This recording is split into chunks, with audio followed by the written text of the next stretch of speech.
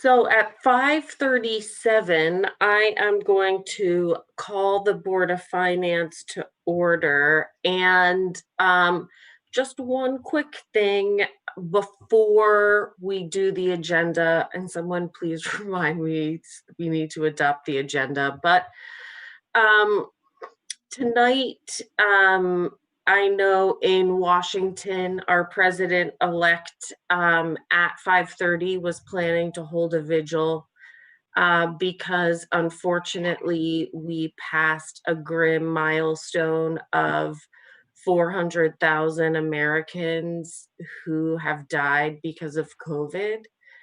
And we can't be in Washington, but I know that there were many faith communities in Burlington who are planning to commemorate this. And I just thought it was worth us taking a moment of silence before we dive into our business to remember those people. So let's take that moment now.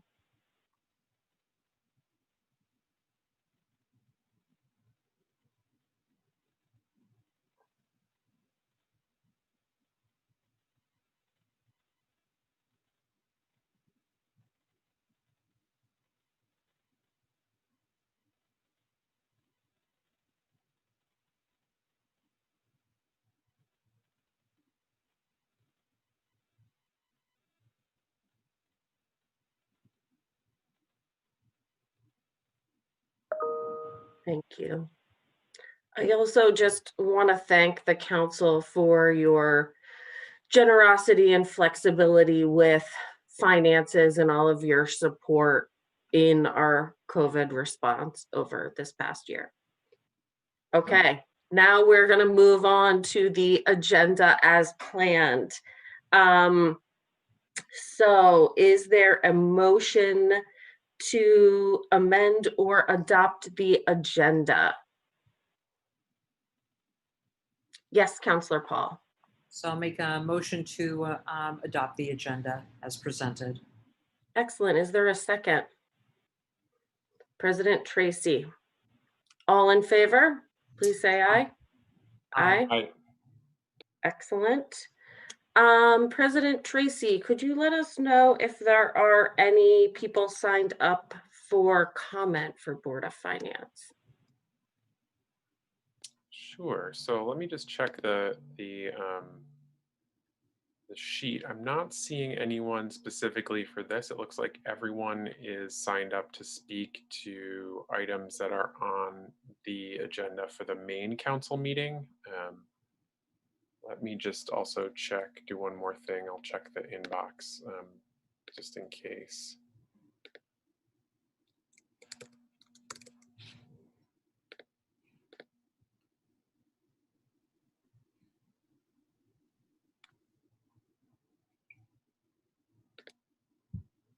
Thank you for doing that. If there's any members of the public, you can reach us at publicforum@burlingtonvt.gov. And while President Tracy keeps looking for that, is there a motion on the consent agenda? So I just want to say I didn't see anything. There was nothing in there, either in the inbox or on the form. So thank you for confirming. Yes, Councillor Pine. I would move to approve the consent agenda and take the actions indicated. Excellent. Is there a second to that? Second. Thank you, Councillor Paul. All in favor? Aye. Aye. Aye. Great.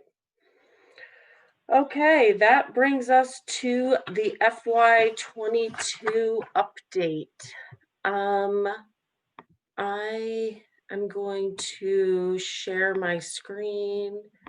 I made you the host, Jordan. Could you make me the host back? Sorry. Certainly. Awkward. Just give me 1 second. How do I do that? Well, actually, I'll do this. There we go. Yeah, you could just enable screen sharing if I can't. Sorry. Never figure that out. You should be able to share your screen now, I think. Perfect. Yes, thank you. Okay, everyone's got that? Okay, so I really can't believe it's already time to start talking about the FY22 budget, but it is.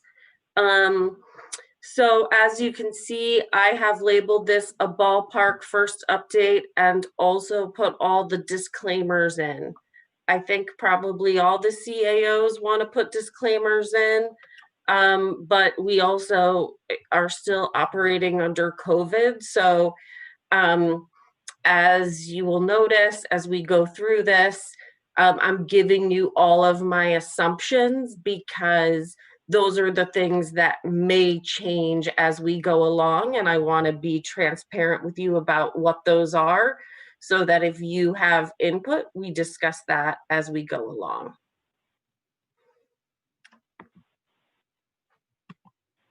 The first place we'll start is with revenue.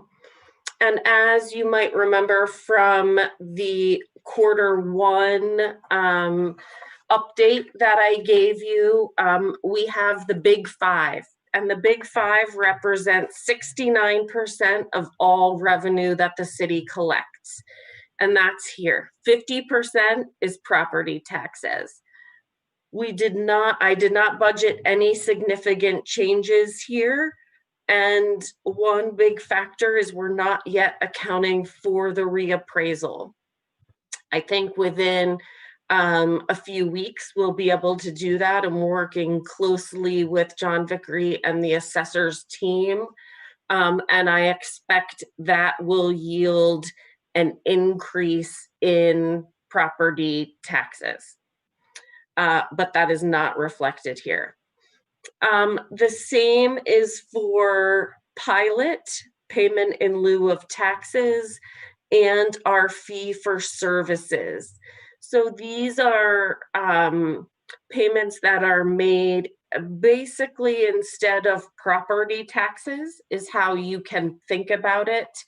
Pilot is paid by funds such as water, wastewater, stormwater, BED traffic. Fee for service is paid by organizations such as Fletcher Allen, UVM, Champlain College. Those are not exhaustive lists, just to give you an idea. The other two revenues that are included in this big five are gross receipts and local option tax. They are a much smaller percentage of the 69%, but of course, they are an important bellwether of the local economy, so we take them very seriously. We made these FY22 targets really based on what we learned about the pandemic in 21 and based on what we expect. For gross receipts, we are keeping the FY22 level at FY21's budgeted level. That is because, yeah, Karen. I apologize, Catherine. Sure. Would you prefer that we wait? I mean, I'm happy to wait. No, it's okay. Go for it. I just wanted to ask, because perhaps I'm not understanding this correctly. I haven't been through a reappraisal. My understanding is that reappraisals are revenue neutral.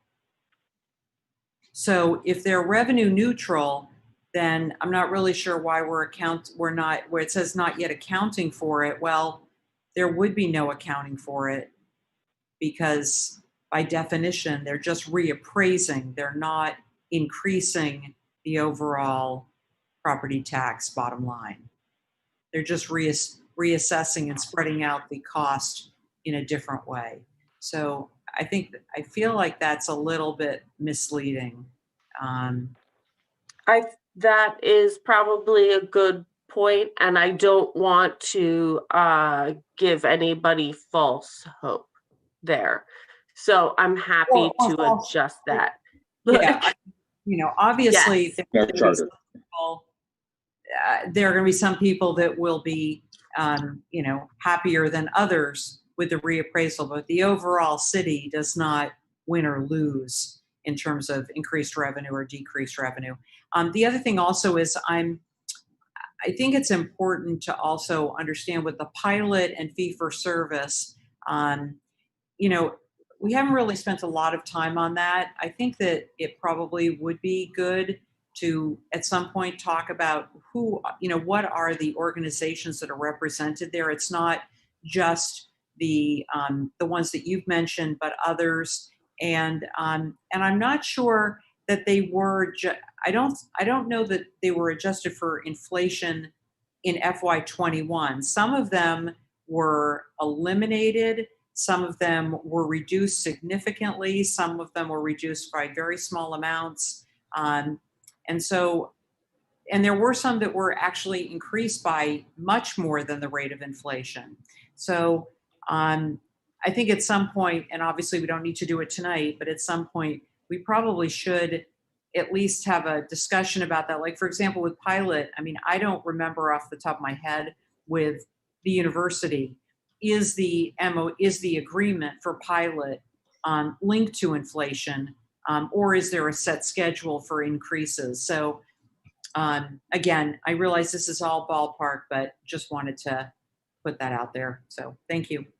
I agree that I think a deeper dive into pilot and fee for service before we get to the end of the budgeting process would be helpful.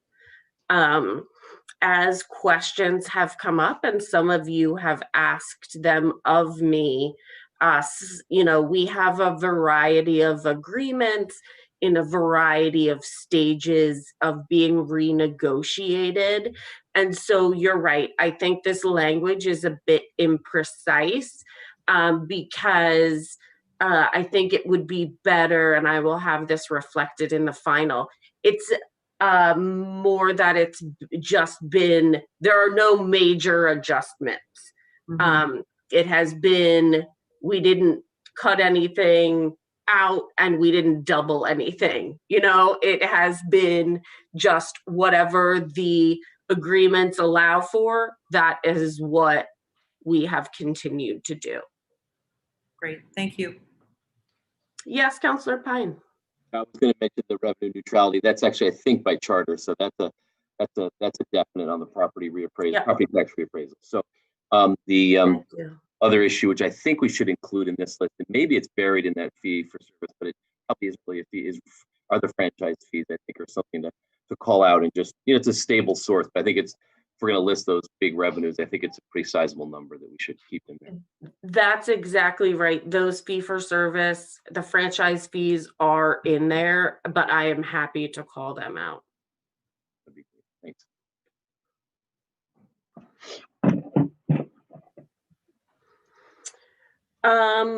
On gross receipts and local option tax, we are choosing, at least at this point of our initial budgeting, we are estimating gross receipts to be kept at the FY21 level because they are, while the first 2 quarters have met expectations, as you may recall, we increased our expectations for gross receipts Q1, 2, 3, and 4.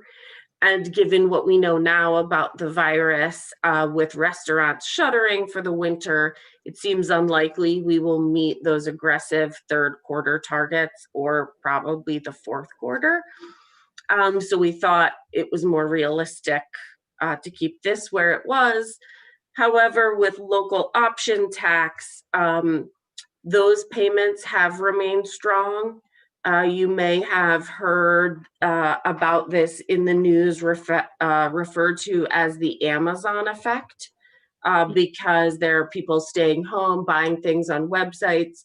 Those taxes are automatically collected by the state of Vermont, and then the 1% is remitted back to the city of Burlington. So we have increased that level back to the FY20 level. Additional revenue assumptions, you will recall there's a 20% of the revenue that comes from these 6 departments. And again, based on what we have learned so far in FY21, here are estimates. DPW is right on track. So we project keeping the FY22 level at FY21. We project a modest bounce back for Parks, Rec, and Waterfront with the reopening of the campground and hopefully more action on the waterfront. So this estimate is sort of a midway point between FY20 and FY21. Permitting and inspections, as you heard in Q1, is having trouble meeting their budget, so we made that more conservative. The fire department is on track, so we moved them up. BPD has no changes, but of course, parking enforcement is where their revenue comes from, and that will be moving to DPW. So soon they'll be out of this group.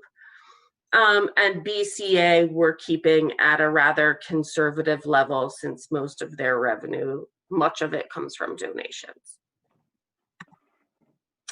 Then we have the expense assumptions. And for staffing levels, we are keeping those levels at current levels, including our COLA and step increases. We are bumping temporary and seasonal staff back up. I say back up to FY20 levels. That will look a little different in different departments, and I've discussed that with department heads, but this is sort of the easiest way to reference it, meaning, as you know, in places like parks and DPW, they took major hits. That money is currently added back in my ballpark budget. But operational budgets are held to the more constricted FY21 budgets. Think very little money left for travel and training, for instance. And the new firefighter positions are included. I feel like I've been talking forever. So where do we land? Given all of that stuff, we project a $6 million deficit, which would be offset by implementing the taxes that were approved by the voters last March. The public safety tax would be about $1.2 million, and the housing trust tax would be about $200,000. That's a dedicated tax, so that doesn't take money off the bottom line for us. So 6 million minus 1.2 gives us a deficit projected of 4.8 million for FY22, assuming we made no additional expense cuts or revenue increases. That is not what we would like to do. So here is my plan to help deliver a balanced budget. As I mentioned, we will not be asking for any additional tax increases because we recognize the voters are going through an extremely difficult time. We will be reviewing conservative revenue projections and revising them as appropriate. I will be back before you in a couple of weeks with a Q2 analysis of the budget, and we will see at that point if it makes sense. If things are looking better, we may decide that we want to increase those revenue projections. We will, of course, continue working closely with the federal and state governments to secure financial assistance. And I hope you all were as excited as I was to hear in President-elect Biden's speech that he's promising money for municipalities. So hopefully that comes through. Yes. We are not projecting layoffs or any other employee actions at this time while we maintain strict limits on our discretionary spending. And then, of course, we will be creative. Things like Fund 150, our healthcare fund, at this point is running really below where we expected. So when I say we would assess their impact on the general fund, at this point, we would be able to contribute money towards that deficit. But we've got, 6 months or a little less of the fiscal year left. As a last resort, we would use the unassigned fund balance, and even if, God forbid, we had to use all of it from the unassigned fund balance, given we still have 8.6 million in there, as you heard from our auditor, we would still be within our policy. But that is certainly not our plan. These are the next steps. We're in the middle of gathering a lot of detailed information from the department heads. Thank you, department heads who are listening, for meeting the deadlines. We will be presenting, I'm sure, as I did last year, updates to you as we go, and then formal presentations of budgets in mid-May.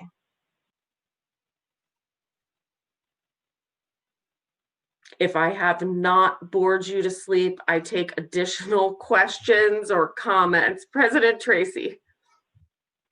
Thank you very much. I really appreciate this presentation and just having a forecast of what we're looking at going forward. Just curious about, if that federal stimulus doesn't end up coming through for states and for cities and states, how do you see the balance taking place? Like, is the idea to go to the unassigned fund balance in order to avoid layoffs, or would you go to layoffs before going to the unassigned fund balance? I'm sure that's a question that the mayor would like to weigh in on, but it is my understanding from him that we would go to the unassigned fund balance first. Mayor, are you here? I think you're here. I am here. Great. So, sorry, I missed the end of Max's question there. I apologize, President Tracy. No, it's okay. So what I was asking, Mayor, is if we can, what the order would be if for instance we didn't get federal assistance, would the idea be to go to layoffs before using unassigned fund balance, or would you go unassigned fund balance before pursuing? Okay, yeah, sorry. Thank you for the question. No, what Catherine and I are saying here is that we are anticipating bring forward a proposal that does not involve that we will have a budget that may need to continue the austerity kind of non-personnel restrictions on kind of discretionary spending. I think we may be facing another very lean budget year in 22, the way we had in 21. I am encouraged that we, again, will be able to avoid personnel actions like furloughs or layoffs the way we have in FY21. And we would have to do that, if nothing else changes, would require significant use of fund balance. Again, fortunately, we have sufficient fund balance that we could do that again and still remain within our targets. So that is the, if things deteriorated further from there, so that it goes beyond the assumption that Catherine just laid out of needing to use approximately $4.5 million, $4.8 million or so of fund balance, that would, if there was some further deterioration, then we'd have to look at that together again. But what we're saying in this presentation is our plan now is not to raise taxes, is to bring forward, is to hopefully, and I am given what recent developments at the federal level between the Biden presidency, his clear indication that he intends to bring a relief package for state and local governments, plus the fact that there are now that there doesn't appear to be the Republican ability to block that action, as we have seen for more than 6 months now. I'm really hopeful that there will be some revenue replacement and we will do better than what has just been shown here. If somehow we don't, the plan would be to come forward again with a budget that uses significantly the rainy day fund that exists. Okay, thank you. And then two other questions that I had were just in terms of services and cutbacks. So this is basically just maintaining the same cuts to services, not contemplating any further service cuts, right? So we're looking at like similar cuts to some of like the parks programming, that kind of stuff that went through the last budget. Is that correct? But no further service cuts? That's correct. It's sort of built on it is built on a model of maintaining where we're at. That's right, President Tracy. No further cuts. Okay, and then the last thing I just had a question on was capital spending and how, if there will be any implications for our capital budgets, because I don't know that we touched on that in this presentation. And so just wanting to get a sense of how you see capital investments going forward in the next year. Very perceptive question. Please handle that. Great. So yes, this budget was focused on the operating budget because the, in large part because I think it's important for us to have a conversation around this time of year, given the need to put something on the March ballot if a property tax is anticipated. The capital budget, we are definitely well into the planning for the upcoming year's capital budget. It will be modestly reduced from some of the recent years because we are coming to the, really over the last 4 years, we've had an unusually high level of capital investment because of the sustainable infrastructure bond and the other that bond plus the total of $50 million of infrastructure investment that was part of the sustainable infrastructure plan, where next year will be the last year of that plan. And it will be the modestly less spending than the prior 4 years of it. I do think that we will need to start talking about the next round. And we sort of referenced this a little bit when Councilor Jang asked the question about bond capacity last meeting. I do anticipate there will be a need for another capital bond soon to continue that level, the level of investment that I think we've all been happy with over the last 4 years. And we do have capacity within the debt policy for another bond. That's one of the reasons why I suggested, I think in November of this year, special election is something we should talk about, both for we're talking about the police discipline charter change, possibly for capital bonding, and possibly for TIF bonding as well, since if there's not a further extension of the TIF deadline as a result of COVID. So I hope I've answered your question, President Tracy. So there will be because of that reason, there'll be somewhat less. We are, as you know, it's really hard to, the dollars between operating and capital are really not fungible. And we did not cut back on the capital side. This year, we had these dedicated resources in the FY21 budget that we have invested. We see that as being I think it's really important that we keep making those investments if we can, for economic reasons as well. It has a sort of broader impact on the economy. I think we're going to propose investing the dedicated resources that we have in FY22 as well. They just will be a little bit somewhat less than they've been in the last few years. Okay, great. Thank you very much. I appreciate that answer. Great. Councilor Pine, did you have would you have a hand up there? Yeah, I know we discussed this last year, Mayor, and I just want to ask if you could, I know it's a little bit of a distraction, but I want to at least have you address whether or not, we always want to preserve the unassigned fund balance, I think, as much as possible. And so I'll raise that issue again of the municipal liquidity fund as at least something to look at. They did change some of the regulations around that, so that a governor can actually designate the most populous city, even if it doesn't meet the population threshold. So that was something they changed, and the rates are so incredibly low that I think it's worth looking at, just whether there's a benefit to spreading out payments when we anticipate things improving rather than using our rainy day fund. So it's just a question of, do you use your cash that you've saved, or do you borrow at incredibly low rates, knowing that you're going to see your revenues bounce back up, hopefully. But that's just a question I'd like you to look at if you could. Thank you, Councilor Pine. And we looked at this for the FY 21 budget, as you recall, and the challenge. So there is some borrowing that we can't, that we did do and continues to be in place to help out property taxpayers. Again, if people want to have payment plans, they want to delay their payment, work something out with us, we have those substantial tax anticipation notes in place to assist with that. With that effort, and we have had some people come forward and request. We have worked that out with a small number of taxpayers, but it remains something that we can do. In terms of the challenge, I think I understand your point about, like, could we somehow fund services at a higher level, or reinstate some of this discretionary spending,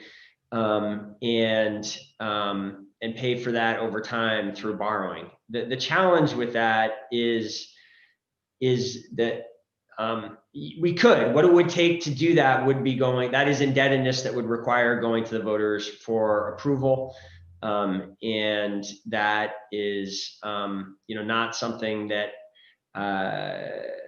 up to this point we've so it really would be shifting some of these costs, these operating costs into the future, which is a practice we've generally tried to avoid, and which we would have to convince the voters that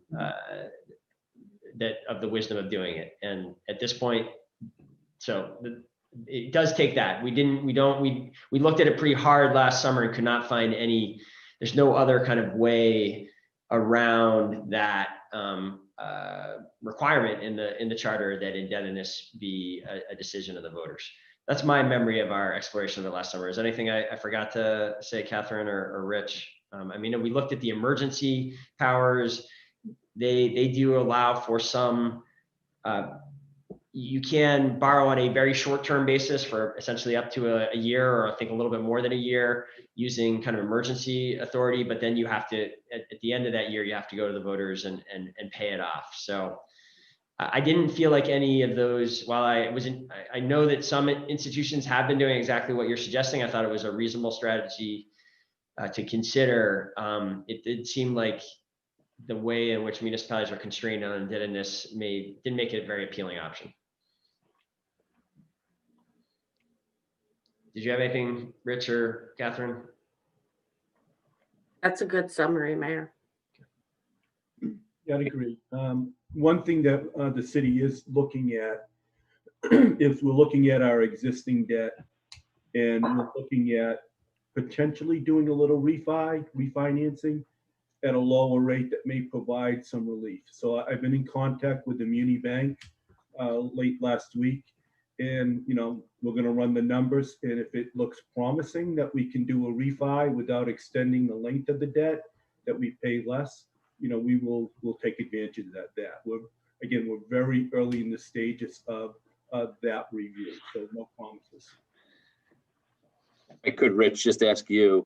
You just threw in there not extending the repayment period, the tenor. What is that prevented because that does require going back to the voters and sort of reissuing that through voter approval? Is that why? So no, it's not a requirement. It's just our policy that we do our very best not to try to extend existing debt.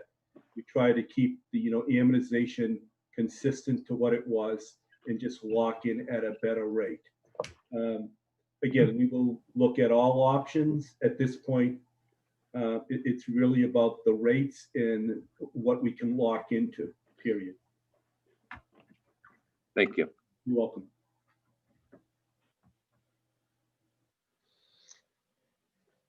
So I think what would be helpful before we close off this discussion, and we probably should relatively soon to get to other matters, is just if there, it would be helpful to get reactions from my colleagues on the board as to this general approach. Does this, and I understand you're just sorting through this tonight for the first time, but I think I appreciate that Catherine's been able to kind of articulate the kind of broad outlines of what our strategy will be. Obviously, lots of important detail from here, but it would be helpful to know if anyone has major concerns about the kind of high-level assumptions that we're planning to build the budget around here. That would, if you you know, if you think we have it wrong in terms of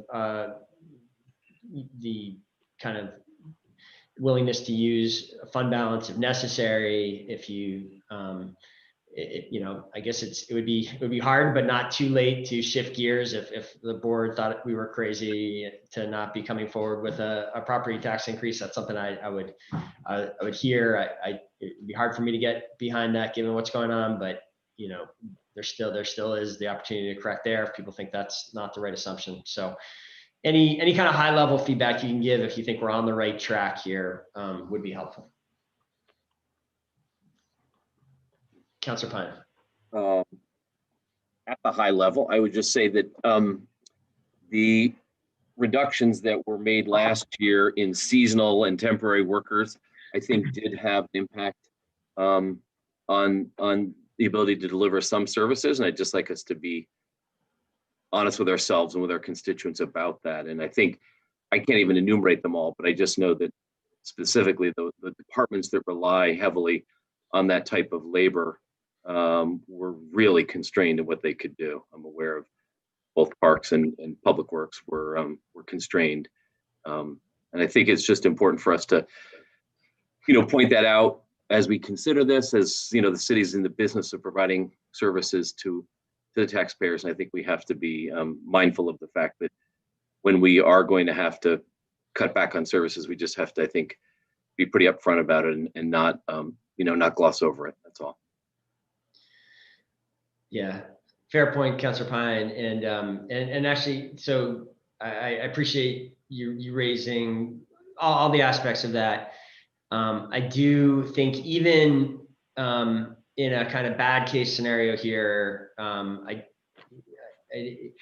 do think we will have operations at the campground and in the marina and on the waterfront that really were essentially suspended this year, that even if vaccination plan is slow, I just can't imagine us being at the same low level of activity again. So I think that will almost certainly result in a significant additional seasonal, that was where some of the big cutbacks were in those operations. I think that will change. And I'm with you that it's a very high priority to be able to restore. You're absolutely right. I mean, we certainly didn't try to gloss over it, but there definitely were some service curtailments around, in certain areas that you're exactly right, were largely attributable to the seasonal staff, some of the maintenance around cemeteries in particular, and there are some other kind of. So I agree. We if to the degree we have to have cuts in those areas, again, we should be really clear about them. And I think we'll have greater experience about what the impacts are after this last season that we've been through. And hopefully we're not going to get there. If we can make restorations in the budget, those would be high priority areas for me as well. May I ask a question? Thank you, Mayor. Yeah, so I think you asked about the overall general about the direction, and I maybe have this question, and it is about the stimulus package from the federal government. Last time when we talk about it, it seems we're talking about two different items. One is to maybe support municipalities around COVID relief, and the other one is about infrastructure. So are we going to get both of them at the same time, or and would they come at the same time or separately? And when should we expect them? That's the first question. Thank you, Councilor Jang. Yeah, that's right. Those two areas. I would even actually call out a third area that we have not, which is revenue replacement. So up until now, we have done well, as we talked about in recent meetings, getting reimbursement for COVID expenses. So which is good because we were very aggressive about the actions that we took. We took a lot of, we incurred something like more than $3 million of COVID related expenses over the course of through the end of the year. And we were able to secure reimbursement for something over $2 million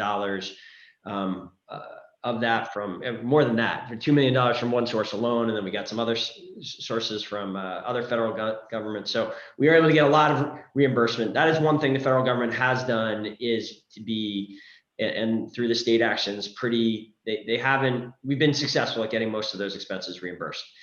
What they have refused to do up until now, because of the Republican objections, is do what our federal delegation very much wanted to do and fought for, which was to provide revenue replacement for cities like us that have lost a lot of revenue because of the economic activity, the way that the federal government provided revenue replacement for all sorts of industries, including ones that just are the cruise line industry and airline industry, these other parts of the economy that I would argue are not more important than the work that we do here in local government. And so that has been a major frustration. I am hopeful, very hopeful, that will now change because of the Democratic control of Congress, as well as this president. I think it is very likely that there will be near-term bill that will finally provide some revenue replacement, and that would go straight to the bottom line. That would not just be covering new expenses we've incurred related to the emergency. That would actually allow us to restore the parts of the budget that we've had to cut back on here. So that would be really exciting. Then the third area is, like you're saying, Councilor Jang, is infrastructure, which is being considered. And sorry, to be specific here, I believe in the first weeks of the Biden administration, they will come forward with another COVID relief package. So that will be one bill.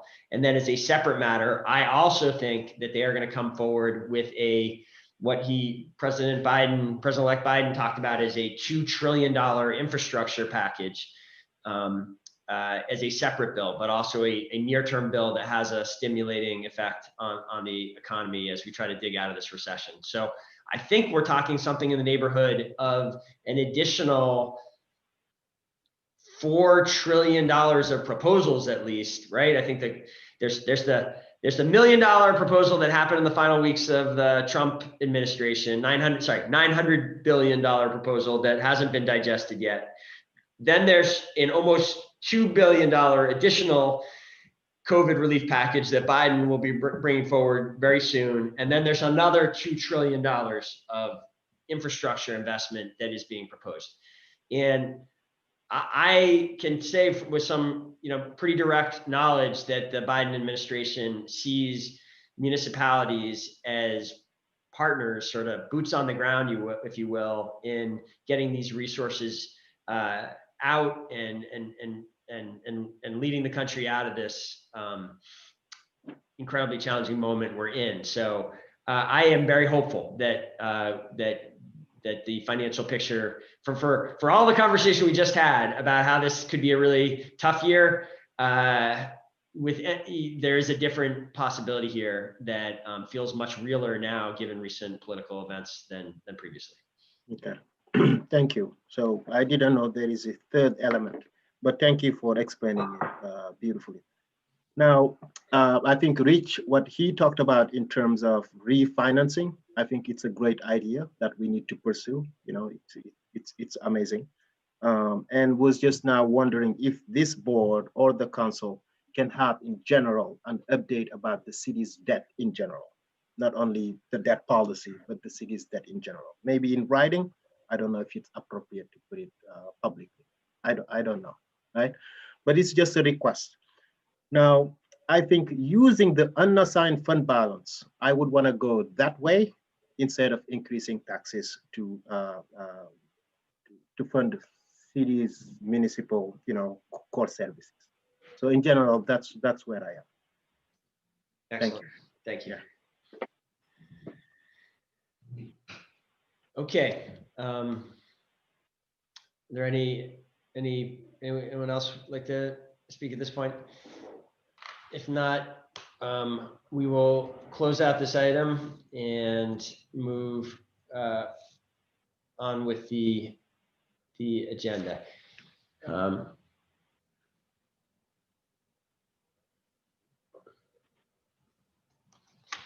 Sorry, don't have myself fully organized here. Catherine, do you want to call out the next agenda item? Yes, of course. We are moving on to item 5.01, authorization to approve an engineering, design, bidding, coordination, and construction contract for the Airfield Hotspot Mitigation Project. And go for it, Mayor, before I get all carried away. Okay, welcome Nick and Shelby and Larry and Marie. We got the whole airport team here. How would the board like to proceed? Are we ready for a motion? Councilor Pine. I would move to approve and recommend the City Council authorize the Director of Aviation to execute a contract with CHA for up to $317,761.16 plus an additional contingency amount of $47,664.17, totaling up to $365,425.33 for the preparation of design and construction bidding documents related to services for the hotspot mitigation project, subject to final review and approval by the City Attorney's Office. That's the first part of that. And the second part is approve and recommend the City Council approve a budget amendment to the fiscal year 2021 Burlington International Airport budget for the hotspot mitigation project by increasing the accounts as set forth above. Excellent. Councilor Paul. Oh, sorry. Second from Councilor Paul. Any further discussion? Okay, Councilor Paul. You're on mute, Councilor Paul. My apologies. I think it would be, I mean, this is a significant item. I think it would be good if for the benefit of the public, if there could be a brief overview of this project so that we all understand the project. Very good. Nick, would you like to give the overview there? Yeah, absolutely. So annually, just a little backstory, annually, we're continuously looking at safety improvements out on the airfield for aircraft operations. So annually, we partner with the FAA Air Traffic Control Division, as well as airlines, general aviation partners, our heritage aviation leadership, as well as many other users of the airport to identify specific hotspots or areas that have generally come up in the past over the last year on particular issues or confusion with pilots. So that's essentially what the hotspot reasoning is.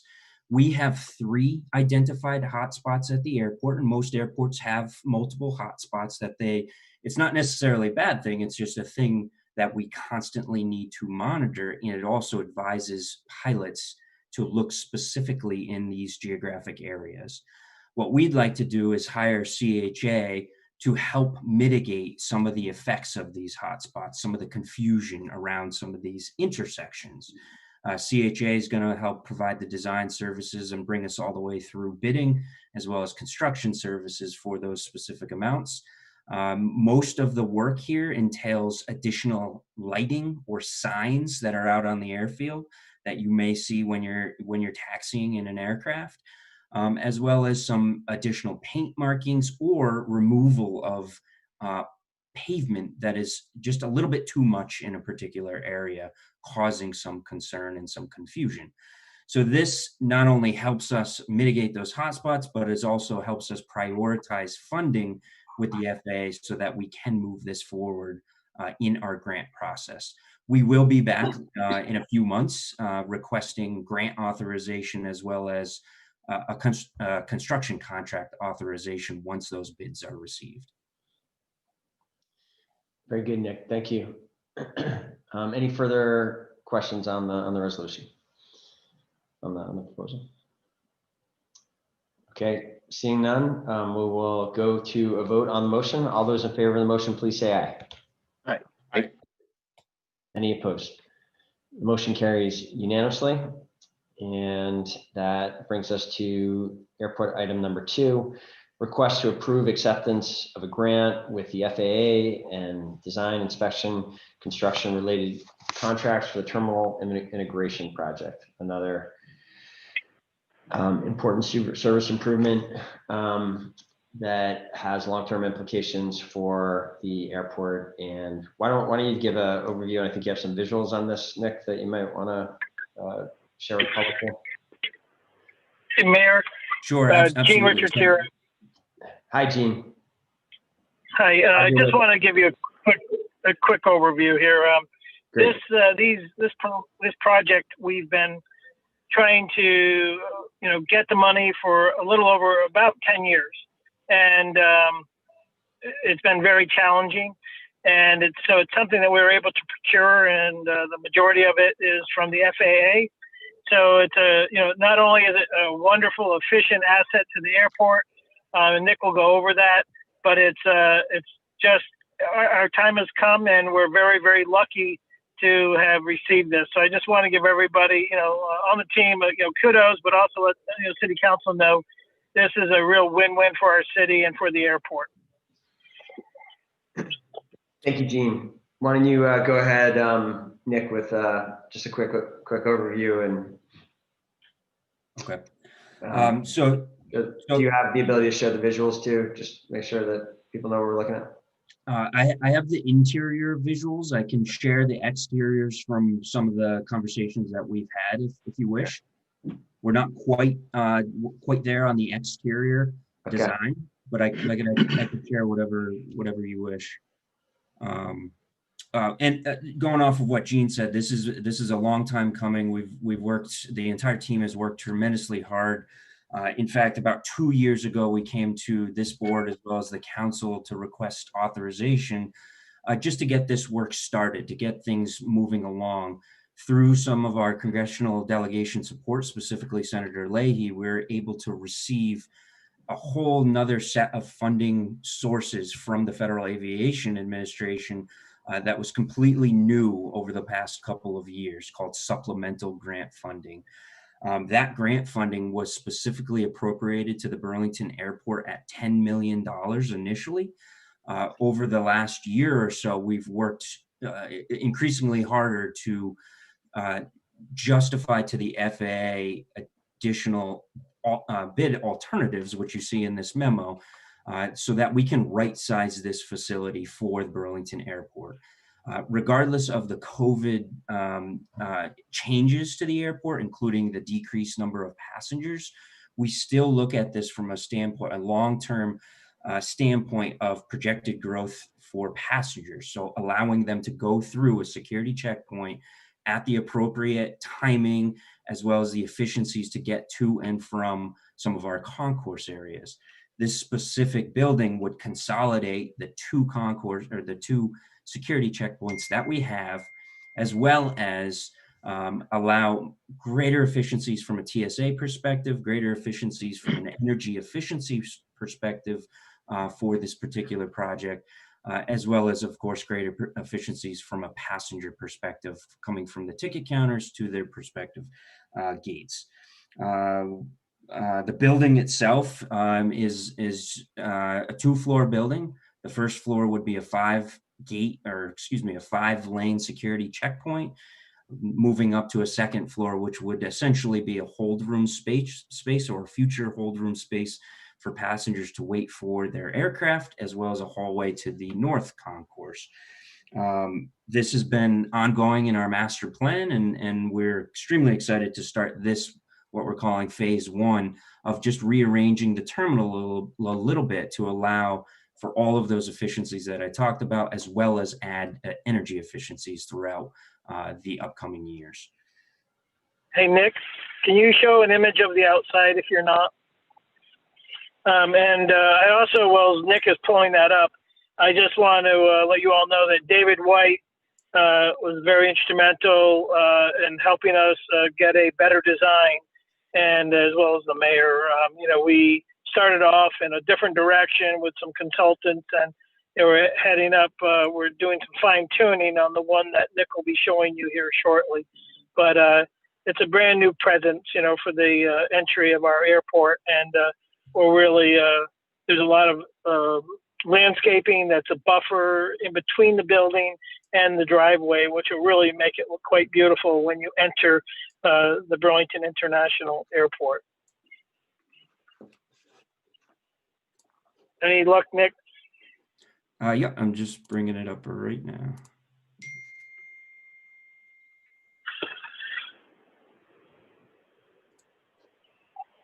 Sorry for the delay. It's worth waiting for. It's quite beautiful. Is that working? Can everybody see that? Okay. Yes. So just a little bit into the initiation of the project. I'll quickly go through some of these slides. Overall, the idea is to change the layout of the terminal to add greater efficiencies, as I mentioned. One thing I didn't mention was the efficiencies for aircraft parking, which is very much limited because of the size of the aircraft coming into the airport today. So this sets us up for a mid to long-term change to the airport. This is a little bit of the concept for landscape drawings, as Gene mentioned, as well as on the south side of the terminal building, or the entrance side to the airport, a new landscape pattern, as well as the additional space right here. If you remember, I think we presented this to you about a year and a half ago with the exterior concept of the building, which the idea at the time was a covered bridge concept.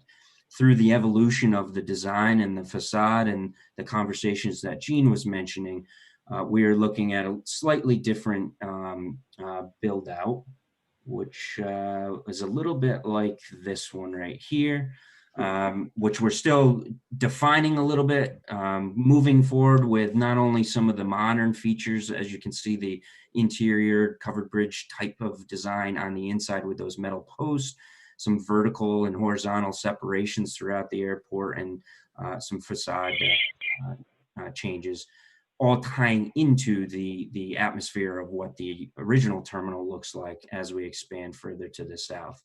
And keep in mind, as you look at this is a very an outline further or closer to the building versus as you enter the airport. So you're going to see a lot of landscaping before you actually see this particular side.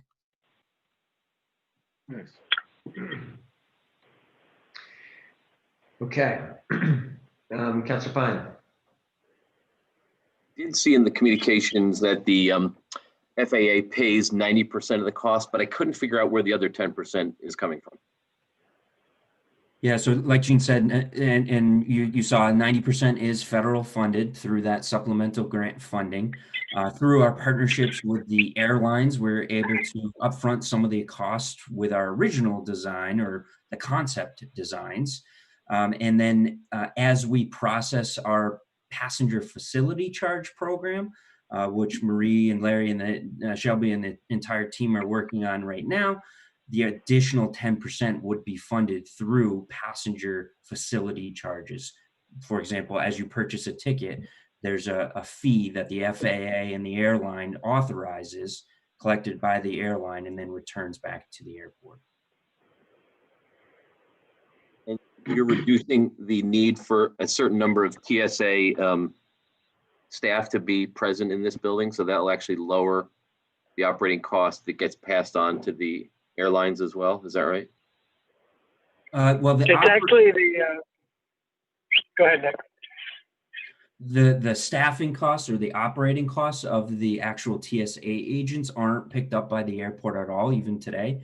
So those are staffed and budgeted through the Department of Homeland Security.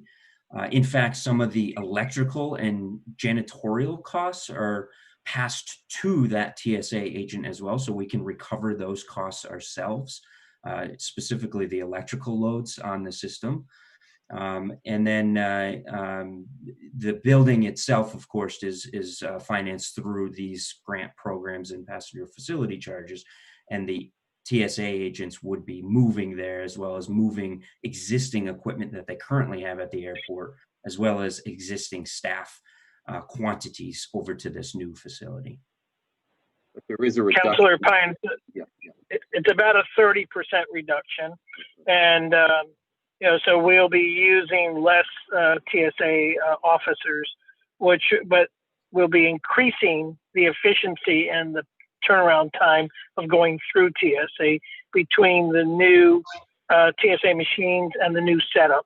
There'll be a much better experience for the flying public, and it'll just be a lot less confusing as well. You'll have one gate, one place to go to, and it'll be a lot easier to process and to get through it. Does the FAA like that enough to give you a little bit of that savings, that you're reducing TSA costs by 30%? They don't, and I brought that up before, and we have not received that, but they've been very generous to us. I mean, this whole package is extremely generous, and I feel very grateful to be able to bring this to you all tonight. This is a gift in many, many ways from both TSA and from the folks in Washington. In fact, about two and a half years ago, we weren't even eligible from a small hub airport perspective. We were not eligible for this type of facility or grant funding. So there's been a lot of work across the board that has allowed us to move forward with this. Councilor Pine, one other thing that the TSA did do is it $1 million, Nick, for the new baggage upgrade they're sending our way or something? Does that sound right? Yep, about 750. So we continue to be very aggressive, seeking money and improvements for the airport. That's another one. So the partnerships are very good and go back and forth, and they don't actually recognize it dollar for dollar, but they recognize it, I think, in other ways. Great, thank you. Excuse me. Okay, further discussion. Councilor Jen.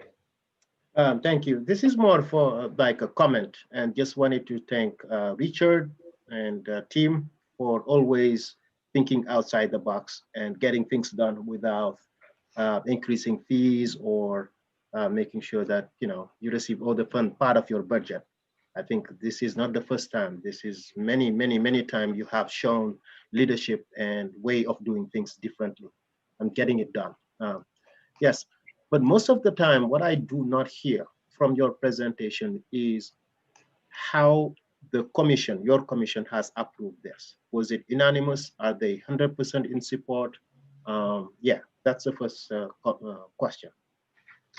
Sure. Yeah, they are. We brought this to them the same time frame that we brought this to you not only 2 years ago, but as recently as I think it was last week. Yeah. So they approved it unanimously as well, bringing it to the Board of Finance and the City Council, and we'll be with you tonight on City Council later on. And they've had tremendous amount of support, both in the meetings as well as offline with this project. Yeah, and thank you. And recently, I mean, it's new to me. It seems there are some conversation about the airport is not responding to the city's effort around climate change, and now we having now a new building. And just wanted to state here that I am completely in support of making our airport modern. this building, that's exactly how it looks like. But what are the elements of responding to climate change or the material used around our efforts in combating climate change for this specific building? Sure. We will, this entire building, every nook and cranny as we go through it will be looked at opportunities to conserve and save energies, as well as making provisions for the future for solar and battery bank backup.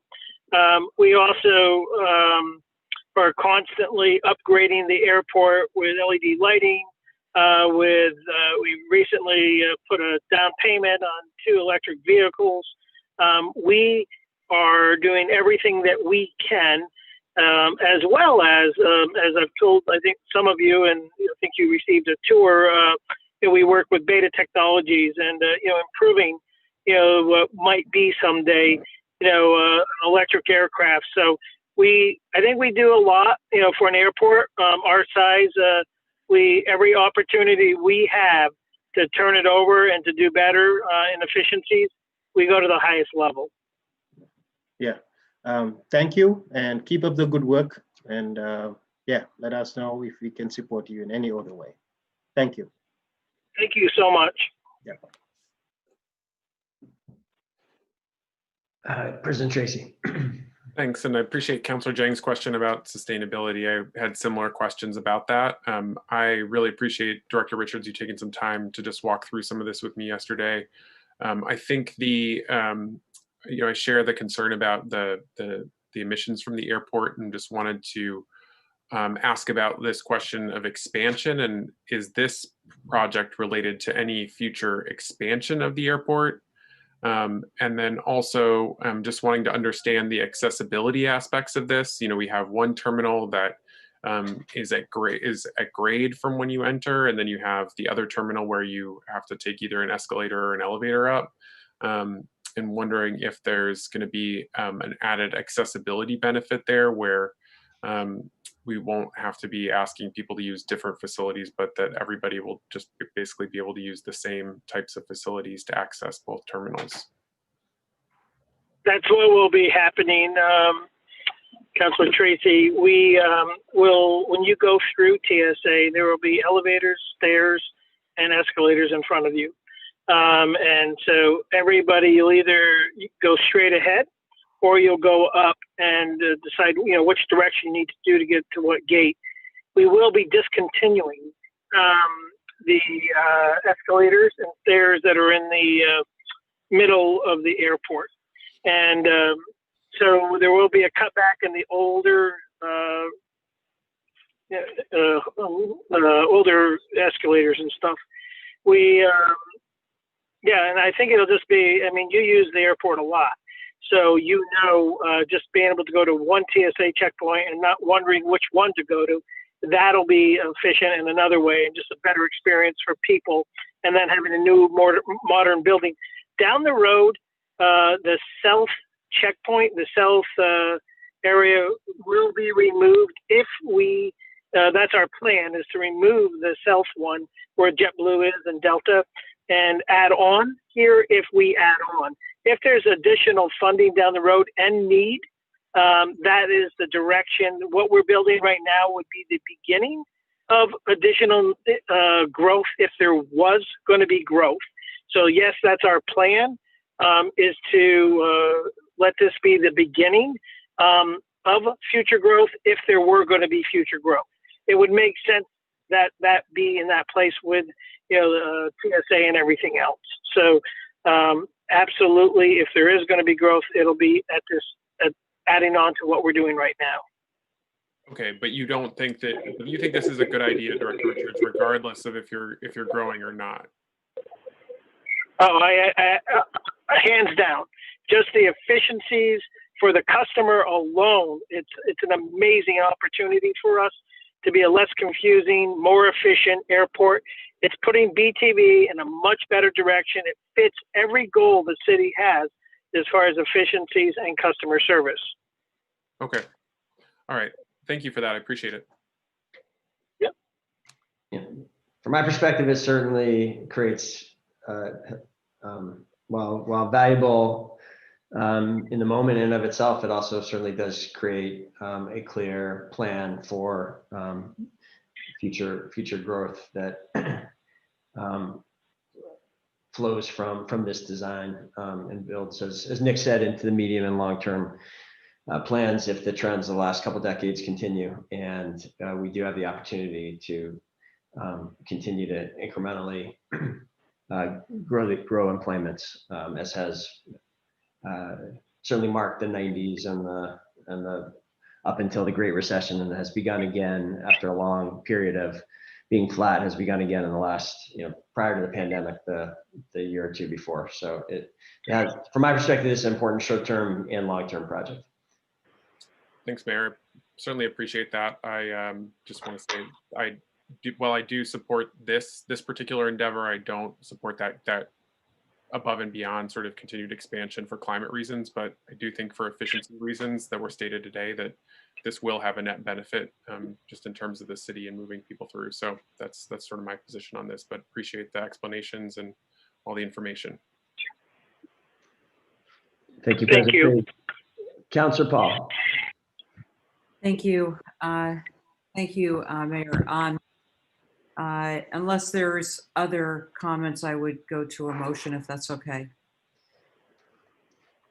That'd be great if you would make the motion. Okay, I'd like to make a motion to approve and recommend that the City Council authorize the Director of Aviation to execute an improvement program grant with the Federal Aviation Administration and accept up to $14,498,480.70, plus an additional contingency amount of $2,147,772.11, which represents 15% of the earlier amount, totaling up to $16,646,252.81, which could be issued in multiple grants for the terminal integration project, subject to the final review and approval of the City Attorney's Office. In addition, I would move to approve and recommend that the City Council authorize the Director of Aviation to execute a contract with Jacobs Engineering Group for up to $1,375,622, plus an additional contingency amount of $206,343.30, totaling $1,581,965.30 for the design assistance and construction inspection related services for the terminal integration project, subject to the final review and approval of the City Attorney's Office. And lastly, I would move to approve and recommend that the Council authorize the Director of Aviation to execute a contract with Airfield Construction for up to $19,091,303, plus an additional contingency amount of $2,113,695.45, totaling $16,204,998.45 for the design and construction services for the terminal integration project, subject to the final review and approval of the City Attorney's Office. Thank you, Councilor Paul. Second by Councilor Jang. Further discussion? Okay, seeing none, let's go to a vote. All those in favor of the motion, please say aye. Aye. Aye. Are there any opposed? The motion carries unanimously, and we have covered all of the deliberative, parts of the agenda. There is a communication responding to Councilor Jang's recent questions about the debt load projections that I just want to make sure everyone saw. We have responded to that. We have a few minutes. If there's a desire for, sometimes we talk about our communications, sometimes not. There's no, doesn't look like there's interest in talking about it now, but there you have those projections. And if there is an interest in that, then I think we are through the agenda. And if there's no objections, I will adjourn the Board of Finance at 6:52 p.m. Thanks, everybody. Thank you. Thank you all. Thank you. Appreciate it. President Tracy, do we stay the same link here? Yep. Thanks for that clarification, Councilor Jang. Yeah, we'll stay on the same link. So if folks want to just take a quick break before council, you can turn off your cameras and your audio. Members of the public, we will be starting our city council meeting at 7. So we'll be back with you shortly. You can just stay on this same link, and we'll get started with that. We'll start with some non-deliberative elements of our agenda and then move into public forum closer to 7:30. If you're interested in signing up for public forum, you can do so by going to burlingtonvt.gov/city-council/public forum, and that will take you to a form. There is another element of our meeting tonight that will be public hearings related to the 4 charter changes that are to be placed on that are going to be on the March ballot. And so if you're interested in speaking on those items, I would suggest doing so in the context of the public hearings, which will happen after public forum. So that's just a clarification, but just wanted to give people that heads up. And we'll see you in about 7 or so minutes just to get that council meeting going.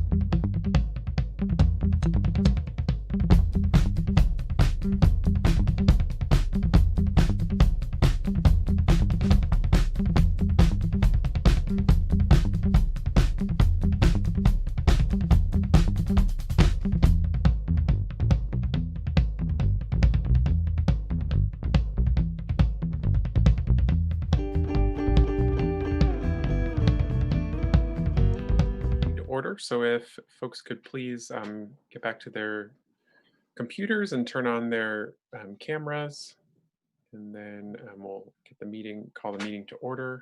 Just want to make sure, take one more look and see if we have.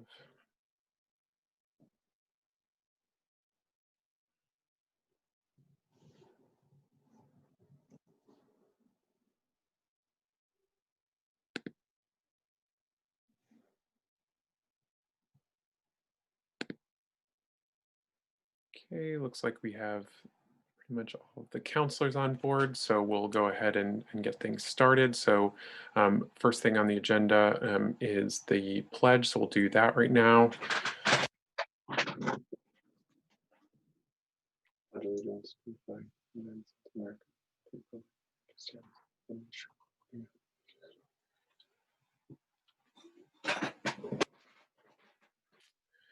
Okay, our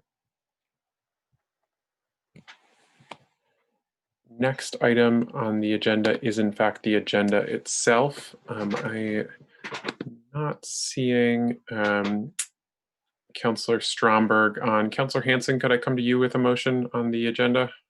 Sure, yeah, no problem. Thank you. So I'll move to amend and adopt the agenda as follows.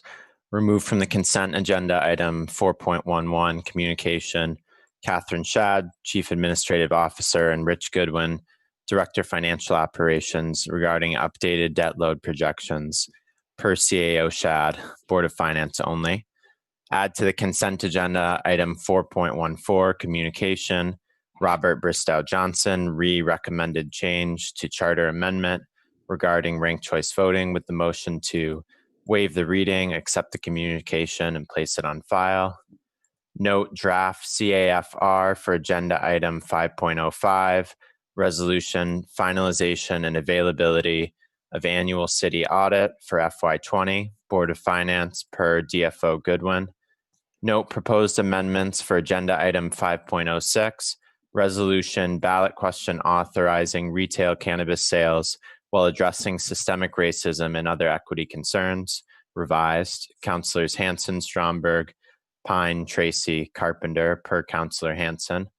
Note revised version of agenda item 5.07, resolution March 2nd, 2021 annual city meeting, ballot question advising decrease in authorized number of police officers only to 84, Councillor Jang. Per Councillor Jang, note added material titled BPD staffing recommendations for BPC for this agenda item. Per City Council President Tracy, per BPC. Note proposed amendment for this agenda item per Councillors Hightower and Hanson. Remove this agenda item from the agenda and place it on the January 25th, 2021 City Council deliberative agenda per Councillor Jang.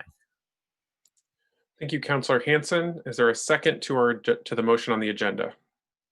Seconded by Councillor Jang. Any discussion? Okay, hearing none, let's go to a vote. All those in favor of the agenda, please say aye. Aye. Aye. Any opposed? Hearing none, that passes unanimously, which brings us back into the agenda. The next item on the agenda is public forum, but we're certainly early for that, with the time certain being at 7:30, and so don't want to get folks who may not be on yet.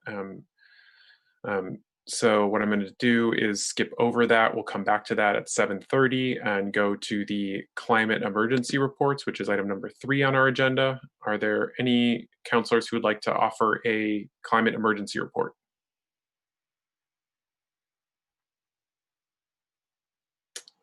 Councilor Hanson, is that a hand?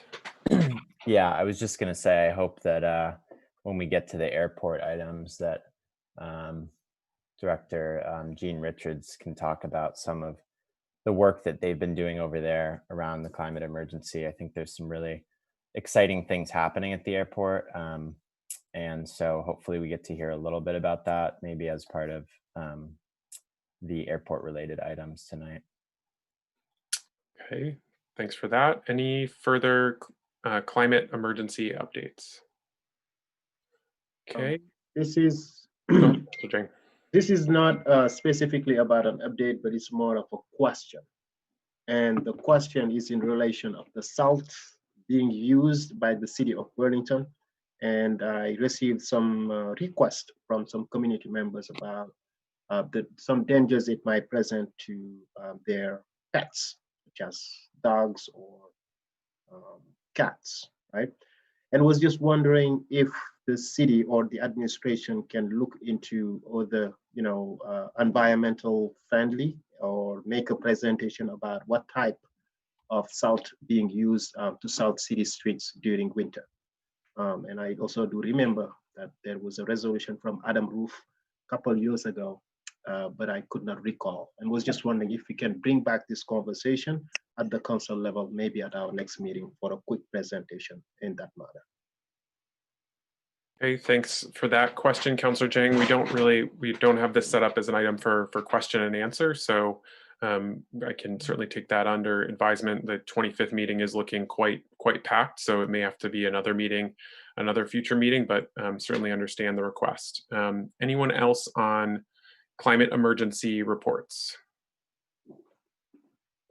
Okay, seeing none, we'll go ahead and close that item and move through. I don't want to have us take a vote on any deliberative items, so either our consent agenda or items on the deliberative. So I'm going to go to the items at the end of the meeting now, which begin with item number 6, our committee reports. Are there any committee chairs interested in providing a report? Councillor Pine. Yeah, the City Council Community Development Neighborhood Revitalization Committee, sometimes called the CDNR, is meeting tomorrow at 5:30. And the focus of our meeting is to revisit some of the issues that have been referred to us in the past. I won't say how far long ago, but they include looking at the issue of what we as a city do around seniors, supporting our seniors, and what we could be doing more to provide more support to people as they age in place in Burlington. And that's the main focus of our meeting tomorrow. We've invited some of the providers from senior or serving organizations, and hope that we have attendance from anyone on the council and anyone from the public who's interested. It's at 5:30. Thank you. Okay, thank you, Councillor Pine. Councillor Paul, I believe I saw your hand. Thank you, President Tracy. There's going to be a Parks, Art, and Culture Committee meeting next Tuesday, January 26th at 5:30. We're going to be talking about the Parks and Rec, not only spring plans, but also some very exciting winter plans that they have underway. And we're going to hear a presentation on a grant that they received to do with accessibility at Oakledge. It's a really exciting grant, and will make the Oakledge Park one of 2 parks in New England that are accessible for everyone. So it's an exciting program that was they just received. And we'll get caught up on the library as well as BCA. Again, it's the 26th at 5:30. It'll be posted on the city website. If it hasn't been, it will be later today or tomorrow, and the Zoom link will be available. Thanks. Thank you, Councillor Paul. Are there, Councillor Hightower, go ahead. Thanks. So the Joint Committee of the Public Safety and Committee and the Police Commission just, I think, got our fully executed contract for the first contract on the kind of more general visioning of public safety in the city of Burlington. And we also have approved and checked recommendations for the second contract, which should be hopefully coming to the council next week. So glad that we're finally, I know that that the council approved the first contract a month ago. So apologize, that's been a little bit of slow going because we had some administrative contracting issues, but I'm glad that that's moving forward. Thank you for that. Councillor Jane, go ahead. Yes, so the Racial Equity, Inclusion and Belonging Committee was supposed to meet today, every third Tuesday of every month, but because of MLK, we had to move it to next month. And even next month, it seemed on the 16th, we have a city council meeting. So that meeting is now scheduled to take place at 5:30 on Wednesday, the 17th. Agenda and everything should be online for people who are interested. Thank you. Great, thank you for that as well. Any other committee chairs interested? Councillor Mason, did you have something? Go ahead. Yes, thank you, President Tracy. Just to report to the full council and the public, the joint committee consisting of the Planning Commission and this City Council Ordinance Committee continue meeting and discussions relating to short-term rentals. I would say we are nearing the end, or at least that is my belief. In the next meeting or two, I see Councillor Hightower smiling. She probably, like me, it has been a long process, but I think we are finally at the point where decisions will have to be made and something will be reported back. I would expect a work session with the full council to sort of as an intro to many of the issues that it has been grappling with, followed by a vote. Thank you. Thank you for that, Councillor Mason. Councillor Hanson. The License and Local Control Subcommittee is going to be meeting this Wednesday at 4:30, and our agenda is up on board docs if people want to view that. Excellent. Thank you for that. Are there any further committee reports? This is great. We got a lot of them. Sometimes we have like none, and now we have quite a few. I really appreciate that. And it's especially helpful when we have them at the front of the meeting so people can get a chance to hear about what they are, what's going on with our different committees where so much important work takes place. We'll now transition into City Council General City Affairs. Did anyone have anything that they'd like to speak to in terms of general city affairs?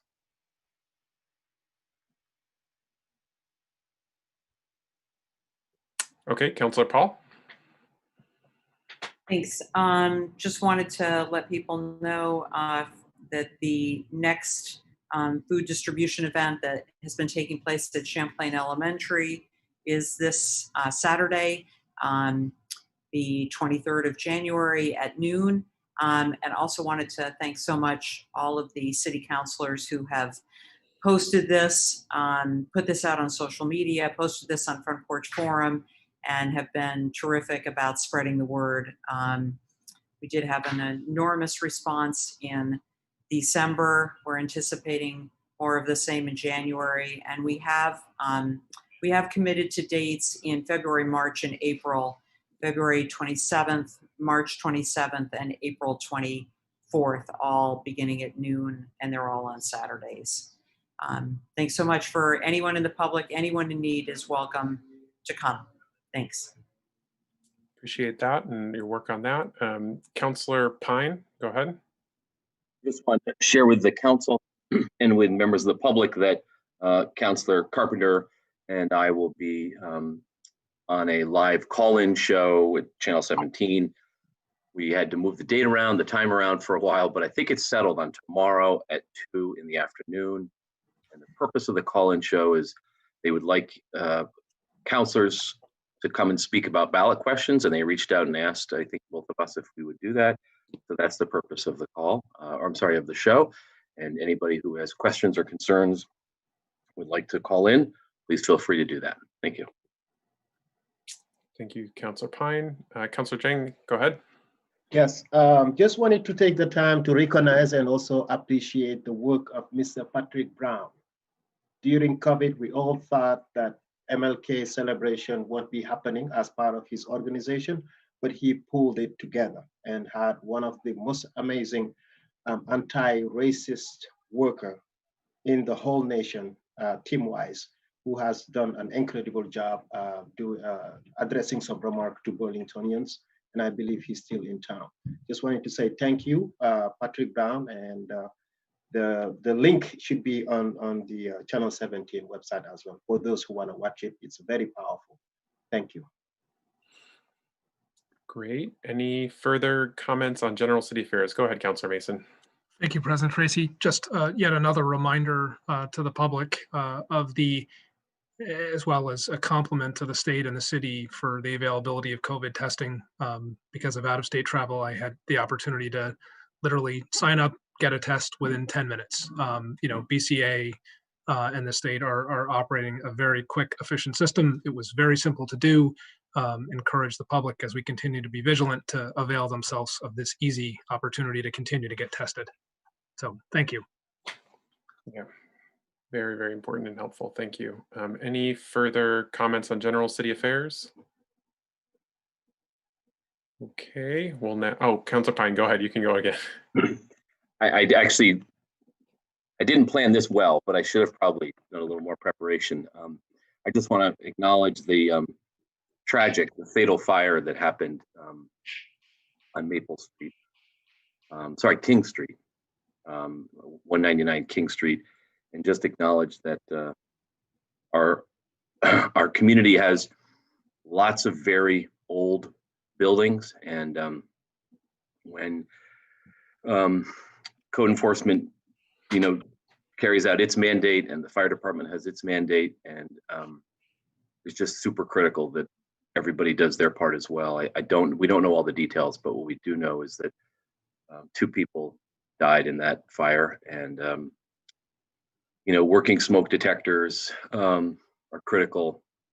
We just constantly have to remind smoke detectors save lives, and everyone has a responsibility to pay attention to that, both property owners and building occupants as well. But it's just incredibly tragic, and our fire department did an amazing job responding, but by the time they got there, it was too late. Thank you. Thank you, Councilor Pine, for that. Are there further comments on general city affairs? Councilor Shannon. Thank you, President Tracy. To Councilor Pine's point, in addition to losing 2 people in a fire, we shortly thereafter lost 2 people to substance use. And I think if you would see it as appropriate, I would ask that you consider having a moment of silence for the 4 lives that have been lost in approximately 1 week. Yes, absolutely.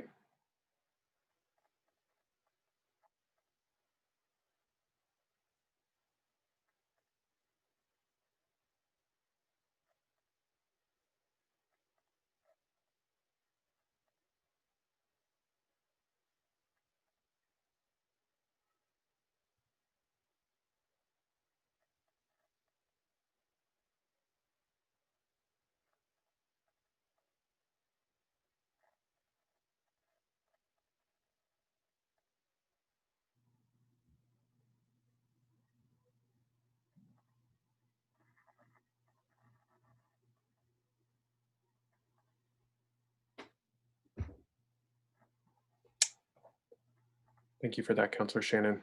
Very much appreciate it. Any further comments on general city affairs? Okay, that brings us down to our next item, which is City Council President Council updates. We have, like I said before at the beginning of the meeting, we have a little bit of an interesting structure tonight in terms of having public forum per usual at 7:30, but then we do also have public hearings.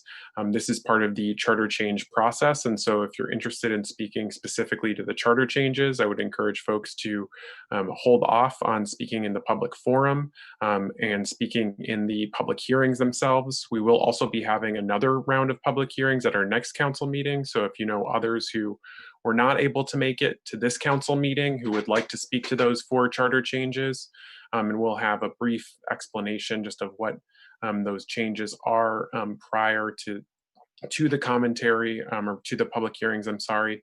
But just wanted to alert folks to that this evening. So, and it's in fact important that if you are making comments that you want entered into the record for use in potentially changing those charter changes, that you do so in the context of public hearings and not in public forum, because that's what's required as part of that process.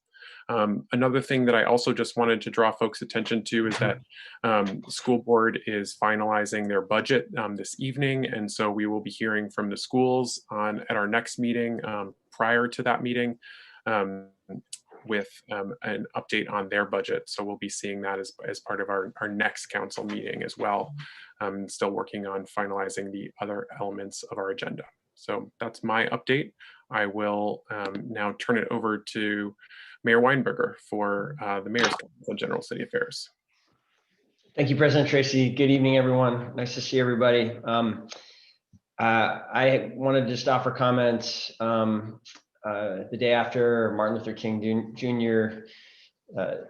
National holiday, and also to touch on recent developments, local developments with respect to COVID-19. So first of all, as was noted by Councillor Jang, Patrick Brown once again pulled off an outstanding event. It was and hosted in a very COVID safe way in a huge space over at St. Joseph's Cathedral. I had the opportunity to be there with just a handful of other people in the huge space. There was a privilege to get to hear Tim Wise speak. It had been some years since he'd been here in Burlington, and he really had some incisive remarks about what it's going to take to ensure that in this moment we truly make progress on racial justice. That it is, as was noted, a great speech that really lays out many of the arguments that need to be made to show a broad number of Americans and Burlingtonians the benefits of finally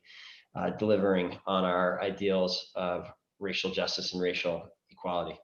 The next day, our partners at ECHO also pulled off a significant celebration of the holiday, as they have done for many years now. And there's a full set of events, including a panel that involved experts from numerous parts of the country talking about the idea of municipal reparations for slavery. Taisha Green participated to share what Burlington is doing on that front, which is one of the cutting edge efforts in this area. There are very few municipalities who have undertaken anything like this. And there was also, in addition to the events, there was a great activity kit, art kit that the Fletcher Free Library teamed up with ECHO and others to help distribute. And it was really successful at bringing the community together despite the isolated times we're in. And I do want to thank the council for playing a significant role supporting the investment that the city makes each year, sponsoring these two events that have really allowed these events to expand and be more and more significant events over the years. On COVID-19, today is the 10-month anniversary of the first COVID-19 death here in Vermont. There have been over 160 more deaths since. It is a further sobering reminder that we must keep our vigilance up and that we remain in a high-risk period, just has happened since this meeting began, even with the announcement that Governor Schad and Dr. Levine will be going into quarantine out of abundance of caution, since there was a COVID positive individual at one of their recent briefings. Our thoughts are with the families who have lost loved ones over the last 10 months, as well as with Governor Schad and Dr. Levine. And we certainly hope that this proves to just be an abundance of caution, and we wish them the best in the days ahead. We are stepping up our efforts here in Burlington, continuing to step up our efforts to remain vigilant from the municipal perspective during these critical months before there's widespread deployment of the vaccine. We have increased the amount of testing happening at that Pine Street location that Councilor Mason mentioned. And when we first opened that, there were 250 tests a day happening there. Now there are more than 450 tests a day are happening, and we are in constant contact with the state and Garnet that is running that facility to see if that can be increased even further, because there is very high utilization of those testing capacities. There are numerous other testing locations around Burlington, Winooski, and Chittenden County. The city webpage and the state webpage remain a good source for people looking to access testing resources. We've added to the city's wastewater testing protocols just in the last week the ability to test variants of the new variant of COVID-19 in the wastewater. We have now, we announced this on Friday, we've done another test since that. To this point, we happily have not found significant levels of the new variant yet in the Burlington wastewater. It's something we're going to continue to monitor 2 times a week. And we are in conversations with the colleges about the return of students. That has happened 2 other times during this pandemic, successfully and safely. The conditions are harder this time than in the prior efforts. And planning is been stepping up appropriately. And we will have representatives of UVM and Champlain College on my COVID briefing this Friday to share what they are doing this time, what some of the additional measures that are being implemented to ensure that this transition can take place successfully as well. Quickly, with the next week is the beginning of a big new phase of the vaccination effort. And I want to make sure that council is fully aware of this, as well as the public. Starting next week is when the community vaccinations are going to happen for the first time. And so up until now, it's just been healthcare workers and residents of long-term care facilities. Starting next week, the oldest Vermonters are going to be eligible for vaccination. We have been in close contact with the state about those plans for months. That planning has intensified in recent weeks, and it has been a real focus and priority of mine to ensure that when this community testing begins, there is fair distribution of the very limited still vaccine supply around the state based on the size of the target population. Another priority of mine is that there be walkable sites that are available from the start, that 15% of Burlingtonians do not own a car. There needs to be either walkable sites or a plan to get people to drive-in sites as soon as this rolls out.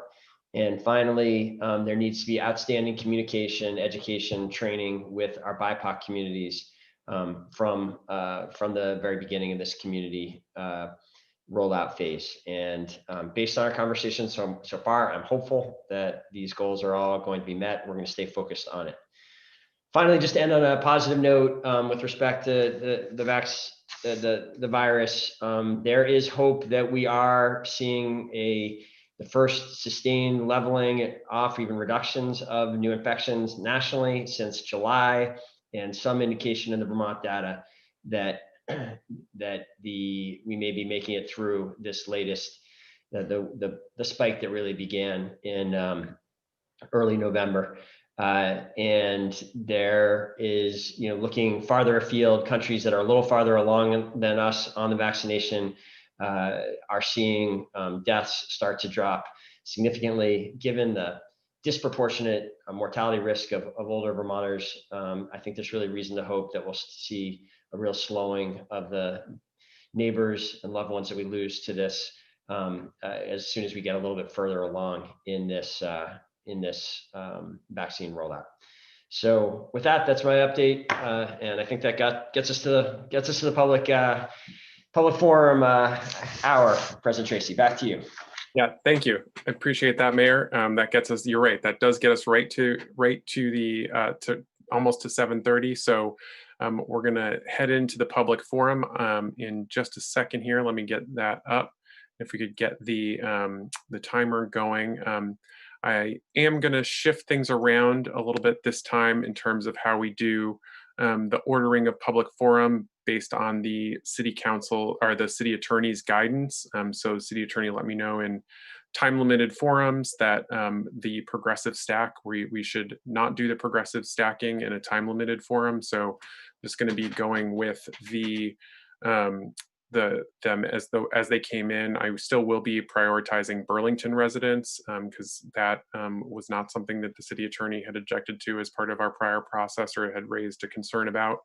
And then the other piece is just making sure that the city attorney also explained was just having a needing to keep people closer to the 2-minute time limit. So wanting to make sure that we keep folks keep to that. You can go a sentence or two over, but please don't go more than that. I will have to start saying, please wrap up. I'm not trying to be disrespectful. I just am trying to follow the city attorney's guidance here on this matter. And so if you could just please keep your comments to right at or very close to 2 minutes so that doesn't become a thing. I'd really very much appreciate it this evening. And in terms of the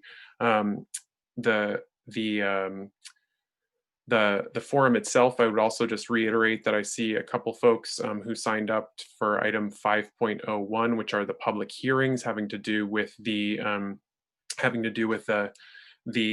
charter changes. And so, like I said before, please put your comments in those public hearings. That will be helpful. I see some folks have said that they also are interested in commenting on other items. So you can speak in both if you had different things to speak to outside of the charter changes in general public forum. So I will just check in with you to see for folks who are interested in that.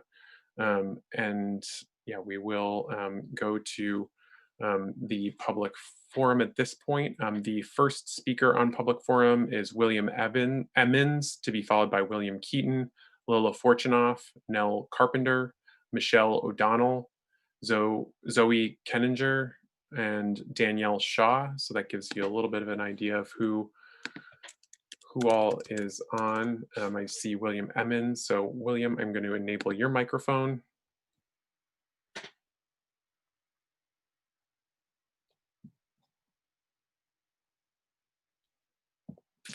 William, it looks like you're muted on your end. I'm trying to find my charger. Can you slide me about 10 down the list? Okay, yeah. If you're having a technical difficulty, I can come back to you. Okay. We'll come to William Keaton next. Will, I've enabled your microphone. Okay, awesome. I'm gonna keep it brief because I just heard this was taken off the agenda, but I'm just speaking to kind of raise my concern and the concern of other people about raising the cap on police officers from 74 to 84, because I believe this sets a precedent for, backpedaling on the racial justice resolution that was passed in June. I know there's a lot of words in the letter the police commission wrote that this doesn't violate the resolution, but I feel it does because the resolution is very clear that just kind of throwing more cops at crime is not the solution. And I mean, I think we have to ask ourselves, do we really want, 24/7, police surveillance in Burlington? Because I know, John Murad makes all sorts of excuses. BPD makes all sorts of excuses and throws all sorts of, kind of fake, data at us. But yeah, I mean, do we really want cops responding to crime at 24/7? And I mean, we have to ask what crimes are they really, responding to? Robberies or mental health crises. But yeah, so I'm just concerned about it. I hope that, we can figure out a solution that does not involve backpedaling on the resolution, because the city really hasn't made very much progress on that, I feel. And thanks. That's all I have to really say. See my time. Okay. I thank you for that. I see I've located Lila Fortunoff. So Lila, I'm going to come to you. Nell Carpenter, you noted that you had sent in your statement. So following Lila will be Michelle O'Donnell. I'm going to come to Lila now. Enabled your mic. You should be able to speak. Hi, can you hear me? Yep, go ahead. Hi, thanks for letting me speak. I signed up to talk about agenda item 5.07, and I do acknowledge that it's been moved until next week. I was listening to the police commission meeting last week when the commission was deliberating and talking with some folks from the police department, including Chief Murad, about the staffing and what is the appropriate number to have for police officers in Burlington. And I know that the commission recommended to you all that the cap be raised to 82. And I hope that you all took the time to listen to that meeting. It was very long, but I think the narrative that was being portrayed by by Kyle Dodson, by the people who work for the police, was just fear-mongering, honestly. And it was very wild to watch them ignore data from Stephanie Seguino and just sort of propose random numbers without thinking about seemingly what the city actually needs. We are well above, even with the 30% reduction from the racial justice resolution over the summer, the 30% reduction in the budget and therefore in staffing, we're still well above the average ratio of citizens to officers. And so 84, 82 seems like just trying to push for more officers' sake. I'm not sure why Councillor Jang proposed 84 officers when the commission recommended 82. I disagree with this, and I think it needs to be much more looked at much more closely. I do agree with the idea of putting this issue to the voters on the ballot, but I think it needs much more careful discussion. Thank you. All right.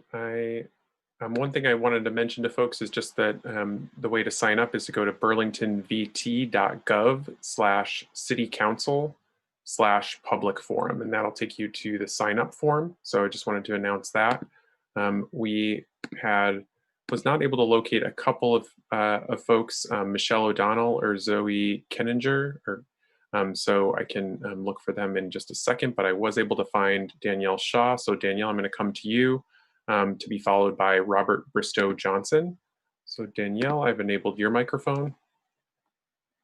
Thanks, President Tracy. My name's Danielle. I'm a Ward 2 resident, and I've lived in Burlington for the past 6 years. And I just wanted to log on to City Council meeting tonight, the day after MLK Day, to let city government know and to let city councilors know that we see you being complicit in whitewashing Dr. King's legacy and what he stands for.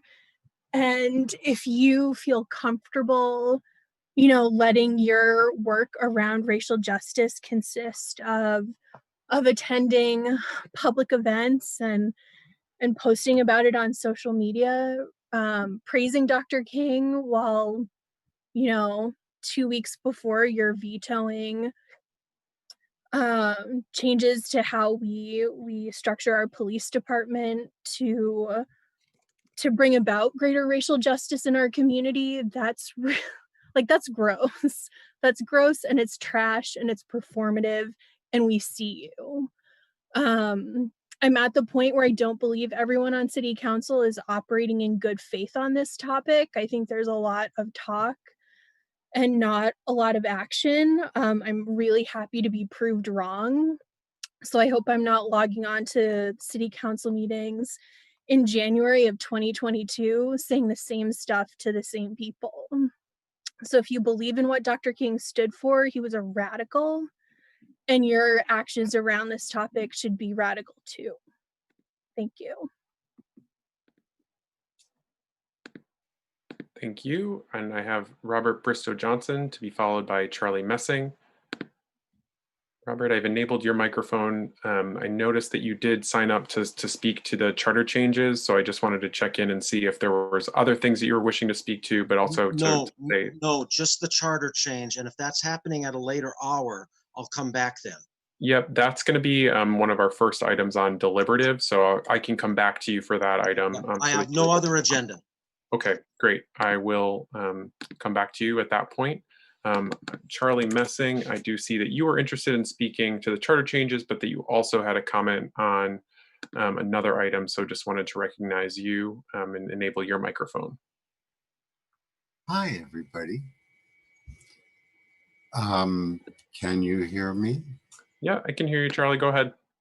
Some people don't move their heads, I can't tell. Well, I shouldn't spend the whole 2 minutes saying why I've been gone so long. The police, it's really, boy, oh boy. I hope everybody comes to an agreement about that. Just cause, I believe in just cause eviction. I don't think it should be hard. I mean, if there is a reason somebody should leave, then that's cause. If there isn't, then there isn't.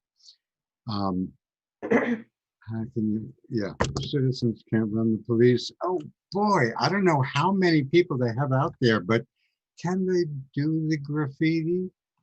I don't know. But perhaps it's the police's job to get rid of the graffiti. If so, they could use some more people. Hey, there's a siren. I just wanted to say, why does it take 14 months to hire a new policeman?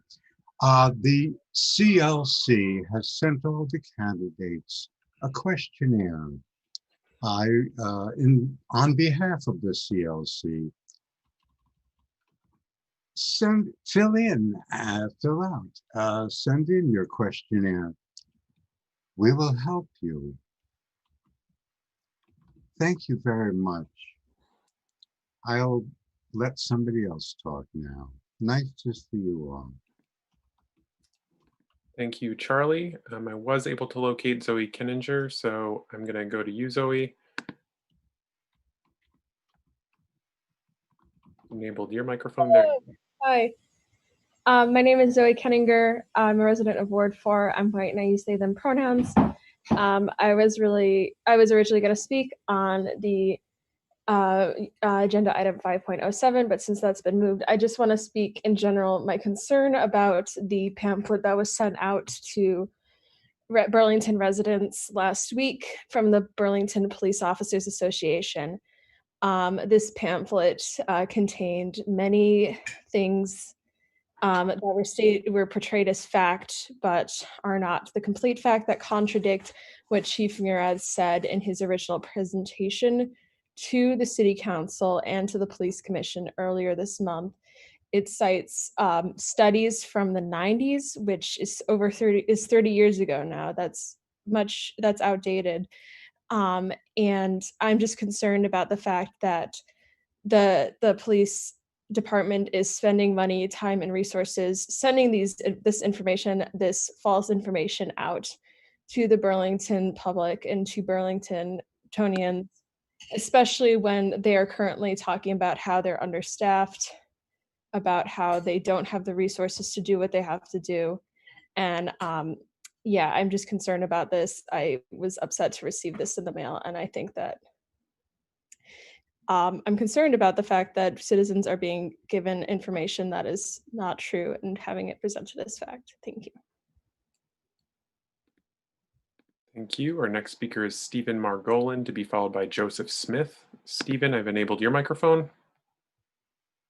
Hi, can you hear me? Yes, I can. Go ahead. Great. Much like those who have spoken before me, I originally signed up tonight to talk about agenda item 5.07. I see that it has been moved, which means we just get to have the same conversation next week. I hope you're looking forward to it, because I am. But I want to take the time tonight to sort of talk about what policing means to the city and what decreasing the number of police means. Policing means responding to the needs of the community, and so that when we have officers on responsive call, that doesn't mean we don't have any officers between 3 a.m. and 7:30 a.m. It means there are 2 officers at the station waiting to respond to your call when something happens. That is the purpose of police, and that is why they exist and why we have the 911 system. Having police officers out and actively patrolling is an unnecessary risk because it endangers the lives of our BIPOC community members. The reports published by VT Digger show that Burlington police have disproportionately targeted BIPOC members of our community, And it's unfair. And the fact that they're out on the streets looking for this in the middle of the night is just uncalled for and deeply disturbing to the goodwill of the people. So when you're looking about raising the number of police, ask yourself who you're actually benefiting, because it's certainly not the people. Thank you. Black Lives Matter, and I yield the rest of my time. Thank you. Our next speaker is Joseph Smith, to be followed by Christy Delphia. Joseph, I've enabled your microphone. Hi, I am a Section 8 resident, and I'd like to share a few of the issues in my building. So the landlord has been notified of all of these many times in writing, and also visits the building without a mask, I might add, at least once a week. The skipping ahead because of the time limit. There's more that I'm not adding, but the washing machines are just filled with stagnant water and are not safe to use. Rick Bove personally maintains those, so he has seen them himself. The door to the building locks, but can easily be pulled over or pulled open without any real strength, so it's not a secure building like it's supposed to be. It took 7 days for my toilet to get fixed, so I was without a toilet for that whole time. There was mold, there seemed to be black mold in the building. So per the advice of Vermont Legal Aid, I requested the results of a health inspection from the landlord and was denied. The heat runs all year long, including in the summer. So my neighbor, who was on a CPAP machine, ended up having blood in his mask because CPAP machines do not function past a certain temperature. Despite this, the landlord insists on only having her own maintenance staff install ACs so that she can save on insurance. My neighbor is diabetic and relies entirely on her oven to cook things safely for her. This has been broken for at least 2 years, probably much longer. But the most egregious, I think, is the elevator. The elevator was down for days at a time, and this is a wheelchair accessible building. Many of my neighbors rely on it to get safely in and out of their houses. We had 2 fires that required evacuation this last year. If those had happened when the elevator was down, people could have died. But when the landlord finally responded after days, she said, "I don't work weekends." To this day, there is still not inspection paperwork for the elevator in the elevator. Lives are on the line. Thank you. Thank you, appreciate it. And if folks feel like they have additional information to share with the council beyond what they were able to share in the 2 minutes, I would just encourage people to email the full council. And the easiest way you can do that is to just write citycouncil@burlingtonvt.gov. That's just an easy way to get a message to the entire city council. So just wanted to clarify that. Our next speaker is Christy Delphia, to be followed by Jessica Laporte. Christy, I'm going to enable your microphone. Thank you, Max. And I as well am here to point out my absolute disgust for code enforcement. You all have seen my numerous emails about the conditions in our apartment afforded us by Bissonnette. The most egregious, and which is actually breaking state law, is the fact that meth was cooked in this building.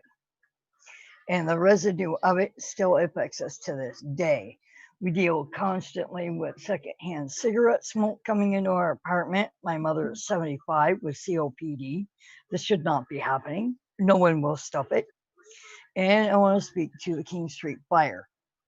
Yes, unfortunately, it was a tenant that was smoking that started it. But the overall conditions of that building were absolutely deplorable. Our code enforcement, are now called DPI, Department of Permitting and Inspections, drops the ball on tenants on a daily basis, and now lives have been lost. This needs to stop. They need to be held accountable, and they need to hold the landlords of this city accountable. You can change all the ordinances you want, but if code enforcement does not force these landlords to keep their buildings up to code, there isn't a single code change in this city that is going to help tenants. You've got to force Bill Ward and his office to hold these landlords accountable and hold up to the code of ordinances itself. Thank you.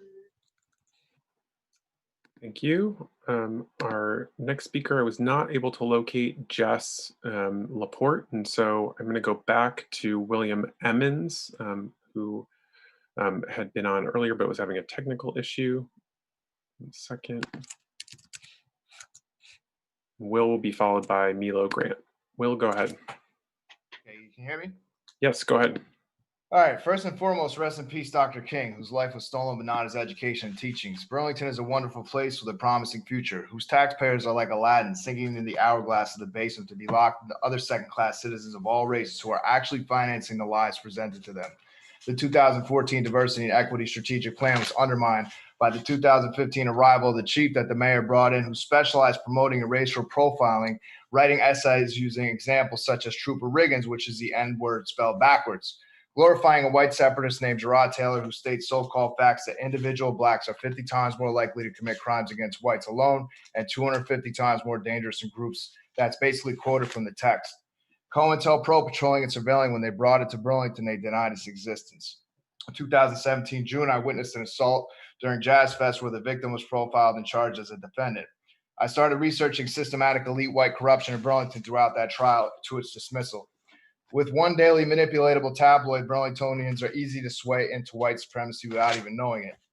About a year later, I earned a full single-parent scholarship to Champlain College, writing to Senator Sanders and other activists about corruption in Burlington when I started to notice that a Muslim refugee family that I was friends with was being surveilled, COINTELPRO. This was a month after 10-year-old children from that family told me they were being followed and filmed in the park. And their mother told me about problems brought on by child services. Then I wrote about how I reported racism on the bus that I rode with my son and those children. The problem was actually bus monitors being cut out of the budget by the same leadership that was using racism to avoid spending money to fix a simple problem. That was covering up white drug convictions and phony lawsuits filed against me by crooked child service agents who also solicited stories by Burlington employees and a few police officers. Using white supremacists in my neighborhood to make up stories that I was uttering the N-word to myself while simultaneously writing about profiling and civil rights violations as if that was even possible. These people earned jobs and were commended in Burlington positions for these actions. Using a school psychologist to follow my son and I in his off-duty time, then fabricate stories about using Champlain Elementary incoming principal to fabricate stories that I physically threatened his staff within days of his hire, which couldn't be true because he didn't file a police report, which must be the protocol. I wrote about how they were framing people of cover of the news as gang members to sway public opinion ahead of trial, yet I'm finishing up, sweeping white convictions under the rug. 36 times I've been on the police blotter for doing something as simple as aspiring to be a baseball coach. To the taxpayers who paid Officer Bellavance a $300,000 severance package and reward. Can you please wrap up? My neighbor of color, I'm wrapping up now, whose leaders set up any whistleblower who stands with them using municipal employees to make up stories only to follow those crimes against humanity with apologies for racism, which is in and of itself racist. Vetoed by please wrap up. Who appoints white leadership and creates councils to investigate his intentional actions. When they employ people to drop anonymous tips on you, take down all white murals on Church Street, which actively please wrap up. When they resign from the city but still drive city vehicles with a history of ignoring civil rights, when even local police are telling you off the record that they are furious with the way they are being instructed to do their jobs, this warrants change. I urge you to get out and vote. Rest. Please wrap up. Asking people to please wrap up. This is a matter of the guidance that I've received from the city attorney. So if you could just please respect the 2-minute time limit this evening. I really am just trying to follow the guidance that legal guidance that I've been receiving from the city attorney. So please just hold to that. And if I'm asking you to please wrap up, please actually do so in the context of the forum. So our next speaker will be Milo Grant. Milo, I've enabled your microphone. Thank you. I know the item's been moved, but I'd like to go ahead and speak on it. With regards to the police commission, last week, I find the term fear-mongering to be very understated. I spent a whole day last week where I was literally physically ill by what went on. It wasn't just fear-mongering. I feel that we were bullied. I was the lone no vote. I am against raising the cap. I do support, however, the non-sworn positions of a community service liaison and a community service officer, because I believe that these are positions that we would be looking at anyway as part of the review of the police department and the transformation of the police department. I feel that we would be going back on what was previously discussed. And even though certain things are taking longer than expected, I feel that it's going to be really important to go through the process. I'm also concerned about the misinformation that was put out by the Burlington Police Officers Association. But too long to go into that. The bottom line about the narrative of the police commission, in terms of the bullying, I was really upset about some of the stances that Kyle Dobson took. I expected better from him. I expected his position to be independent instead of doing the things that he did at the meeting. I plan to send an email to everyone to go into more detail, but I want you to really think about increasing the cap and the reasons that are being pushed upon us that aren't really fully true. Thank you very much. Thank you, Milo.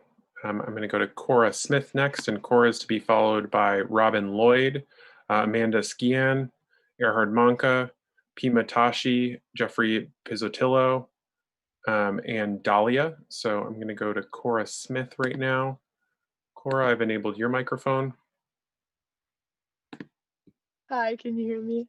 Yep, go ahead. Okay, my name's Cora Smith, and I'm a resident of Ward 8, and I'd also signed up to speak about the proposed change in increasing the cap of police officers, but I still think this needs to be said.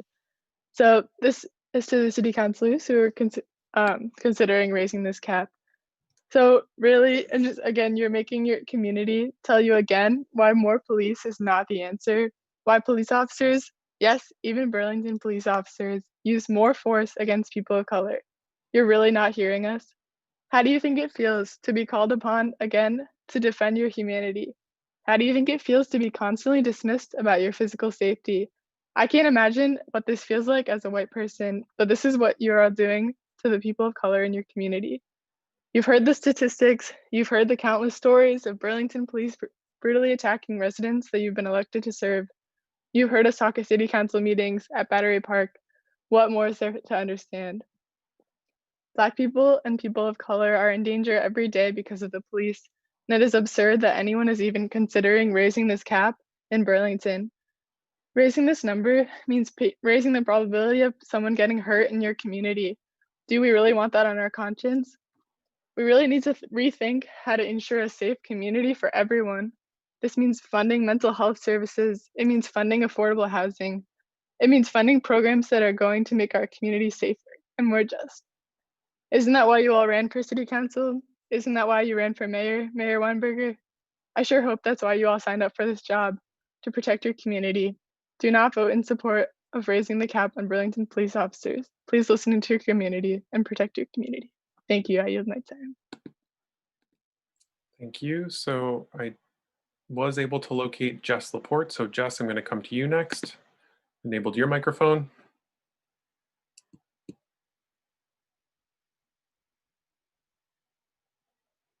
Jess Laporte, I've enabled your microphone.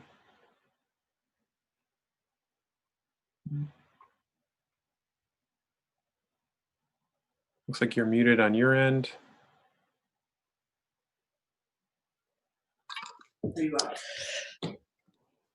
Hi, this is Jess. Can you hear me? Yep, go ahead. If you could just reset. Yeah, there we go. Okay, go ahead, Jess. Yeah. Sorry.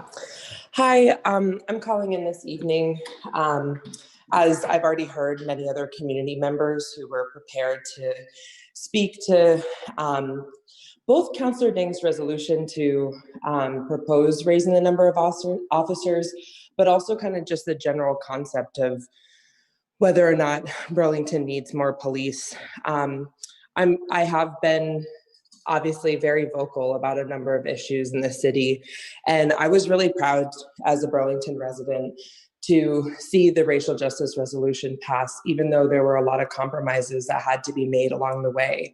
I felt like the cap on the number of police officers was backed by the national average of officers and balanced with a number of calls, and felt like it was a really concrete way that this city was making a choice to divest from policing and invest in other forms of public safety in other parts of our city. And unfortunately, we're at a place where even that one thing that really had teeth to make a tangible change, that is getting challenged. And I am really concerned as a member of the community for the ways that the Police Officers Association has portrayed the issues at hand, and really dismayed by the discussion that happened at the Police Commission last week. I'm really thankful for commissioners like Commissioner Grant for being so proactive and learning about various issues, but also bringing to the forefront the power of the police union contract and a lot of these things, and being really persistent even when in the body that she's a part of, she hasn't been heard or her perspective hasn't come to the surface. And I just ask that there would truly be more opportunities for the public to not only weigh in, but to be a part of developing solutions. I really would hope that the cap on number of officers would encourage the department to be more innovative, the same way that many departments experiencing budget issues over this year and the pandemic have had to be. Thank you. Thank you. Appreciate it. Our next speaker is Robin Lloyd. Robin, I've enabled your microphone.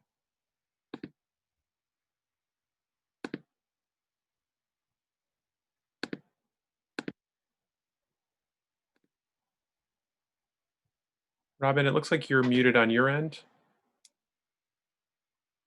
Is that better? Yep, I can hear you. Go ahead. Okay, great. So just 2 points. One, I'd like to thank the Burlington Parks and Rec Department for the wonderful work on the bike path south of Perkins Pier. It's the best place to see what geese are visiting us from out of town. I think they especially like that spot near the barge canal. So thank you for making that happen. Secondly, I want to bring you the good news that as of Friday, January 22nd, nuclear weapons will be illegal internationally, at least at present time in 51 nations around the world. This treaty prohibiting nuclear weapons legally binds nations from developing, testing, producing, possessing, manufacturing, transferring, stockpiling, or using or threatening to use nuclear weapons, or allowing nuclear weapons to be stationed on their territory.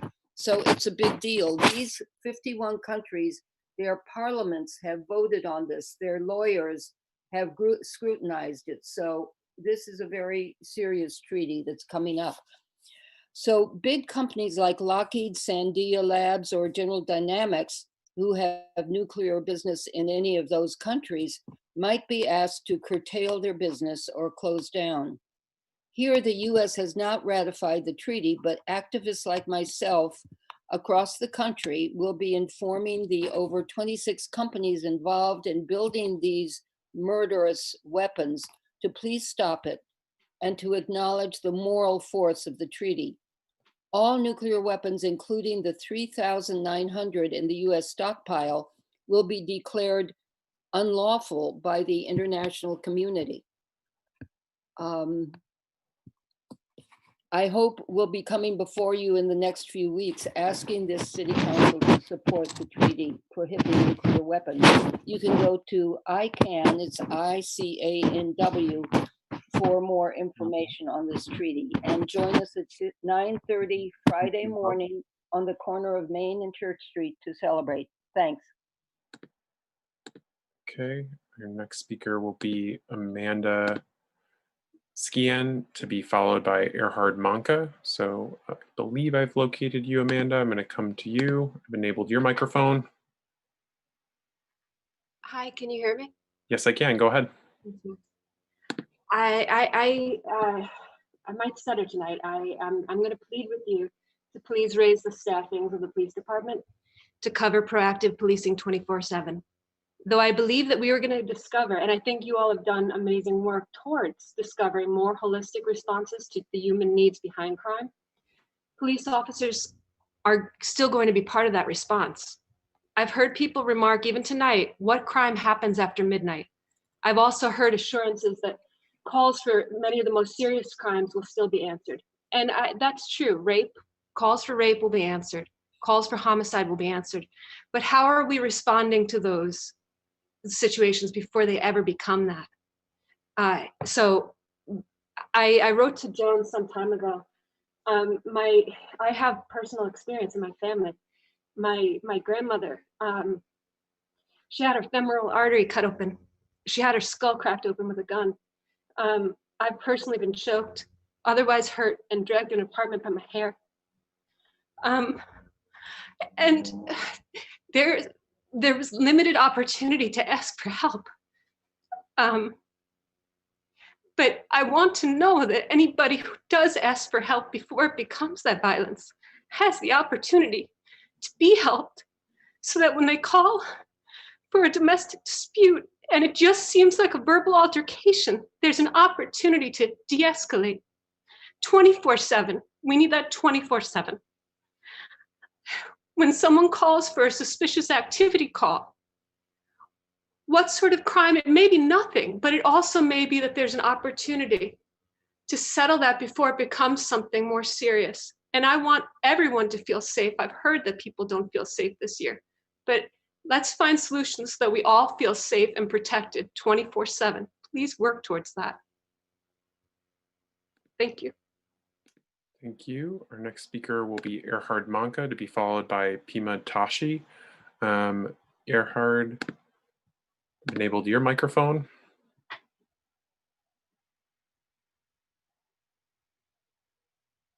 Thanks, Chair Tracy. Can you hear me? Yes, go ahead. Great. So for the record, I'm Erhard Manka. I live at 60 Grove Street. I've been a Ward 1 resident since the early 80s. And All right, Erhard, let me just stop you. I noticed that you're wanting to comment to item 5.01, one of the public hearings on the charter changes. So I'm going to suggest that if you are interested in speaking to the charter change, that you do so at the public hearings, just so that your comments are entered into the record under that. If you have something else not related to the charter changes, by all means, go ahead. But just wanted to, for us to be able to act on anything that you say related to changes, it does have to be in the context of the public hearings. I appreciate that. I did want to comment briefly while I had the floor, so to speak, on the Councillor Jang's proposal on on the police, and just if it's appropriate, I'd like to briefly speak to that now. Yeah, go ahead. Absolutely. Okay, great. So I just urge you to stick to the original resolution that you passed. When that back last summer, I really hope that don't backslide on that. I think that there has been misinformation, unfortunately, spread by the police union. I do believe that given existing resources, you should be able to direct, the commission should be able to direct the police to provide 24/7 coverage with the resources that were outlined in your resolution this summer. And I agree, there should be 24/7 resources by the police and by other personnel to address mental health crises and other other issues that can be addressed by folks who are not sworn officers. But I do agree that sworn officers should be around 24/7 to respond. And I think that the police have the resources and can make those resources available. I just please don't follow the misinformation that the police union has put out. Thank you. Thank you. Our next speaker is Pima Tashi, to be followed by Jeffrey Pizzotillo. So Pima, I've located you and have enabled your microphone. Hello? Yes, I can hear you. Hi, my name is Pema. I am Indigenous, I am femme, and I'm a public educator at the Burlington Public School District. Although I am new to the Burlington area, I strongly stand by not supporting raising the police cap. And that is all I have to say for now. Thank you. Thank you, and apologize for mispronouncing your name. The next speaker will be Jeffrey Pizzatillo, to be followed by Dahlia, is the name that I have. Jeffrey, I found you and have enabled your microphone.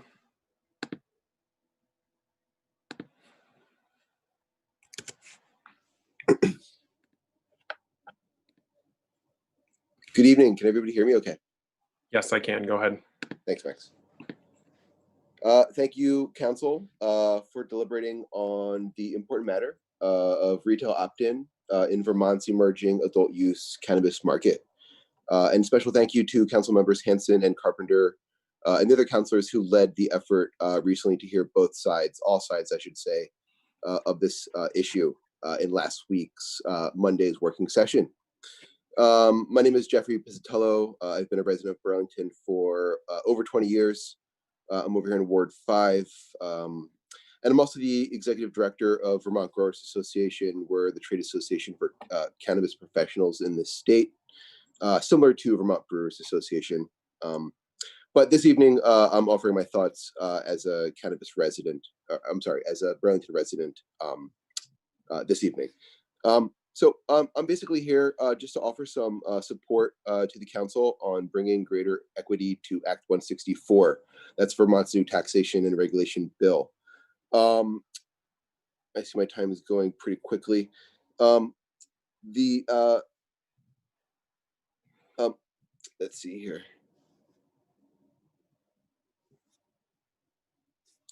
Yeah.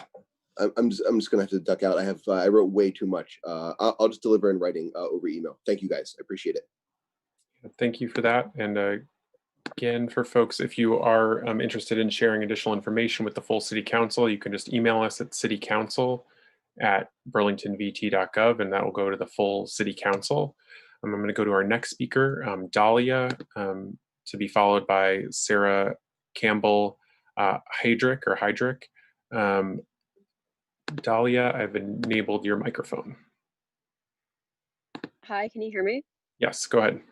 Cool. Hi, my name is Dahlia and I use she, her pronouns. I would like to stress my support for just cause as well as the disgust for the general poor enforcement of code violations in Burlington buildings and little to no accountability of landlords. I'm a white college student living in Burlington and I'm a first-year renter, and I've already experienced disrespect from my property manager. My property manager treats me and my housemates like dumb college students, to be frank, and insists when anything goes wrong that it is our fault and is generally rude and aggressive towards us. I would like to recognize, though, that I am one of the very lucky and privileged ones, as these are very minor grievances. Some have experienced real fear towards their landlords, which is hugely due to the lack of accountability of landlords. This needs to stop. There needs to be better enforcement of code violations. People cannot live in homes where it is unsafe and a risk to their health. Housing is a human right. I yield the rest of my time. Thank you. And if you are interested in speaking again to the charter changes and specifically the just cause charter change, you are able to also do that in the context of the public hearings that we'll be having in just a moment here related to those charter changes, which is part of the process. So I'm going to go to our next speaker, however, Sarah Heydrich. Sarah, I've enabled your microphone. Thank you. My name is Sarah, and I'm a resident of Burlington. I would like to say that raising the cap is ignoring the pain and work of the past. BIPOC community members should not have to continually advocate for their safety and existence in this community. At this point, raising the cap is not a matter of safety, it's white supremacy. We must listen. Thank you. Thank you. Our next speaker is Grace Palmer. Grace, I've located you and enabling your microphone.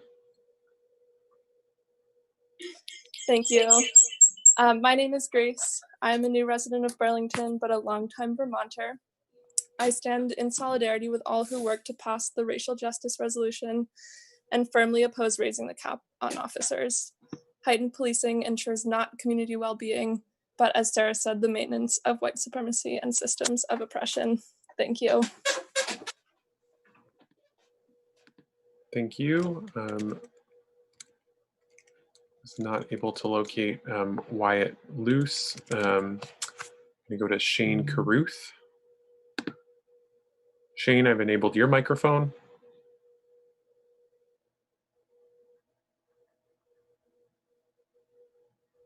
Shane Carruth. Looks like you're muted on your end, Shane. Hi, can you hear me? Yes, I can. Go ahead. Yeah, I just wanted to reemphasize the whole code enforcement thing that Christy was talking about earlier. People like Charles Winkleman have been doing some good deep digging in the whole slumlord deal in the Burlington area. Yeah, if code enforcement isn't enforcing the codes, and the tragedy really isn't a tragedy, that terrible fire on 199 King Street that killed all those people. So I'd really like to suggest that some pressure be applied to landlords, the mayor, and various people to actually enforce the codes and create better living conditions so there's no terrible fire accidents like this again. Thanks. Thank you. So that was our final speaker for the evening. I was not, let me just check one more time to see if I can find Michelle.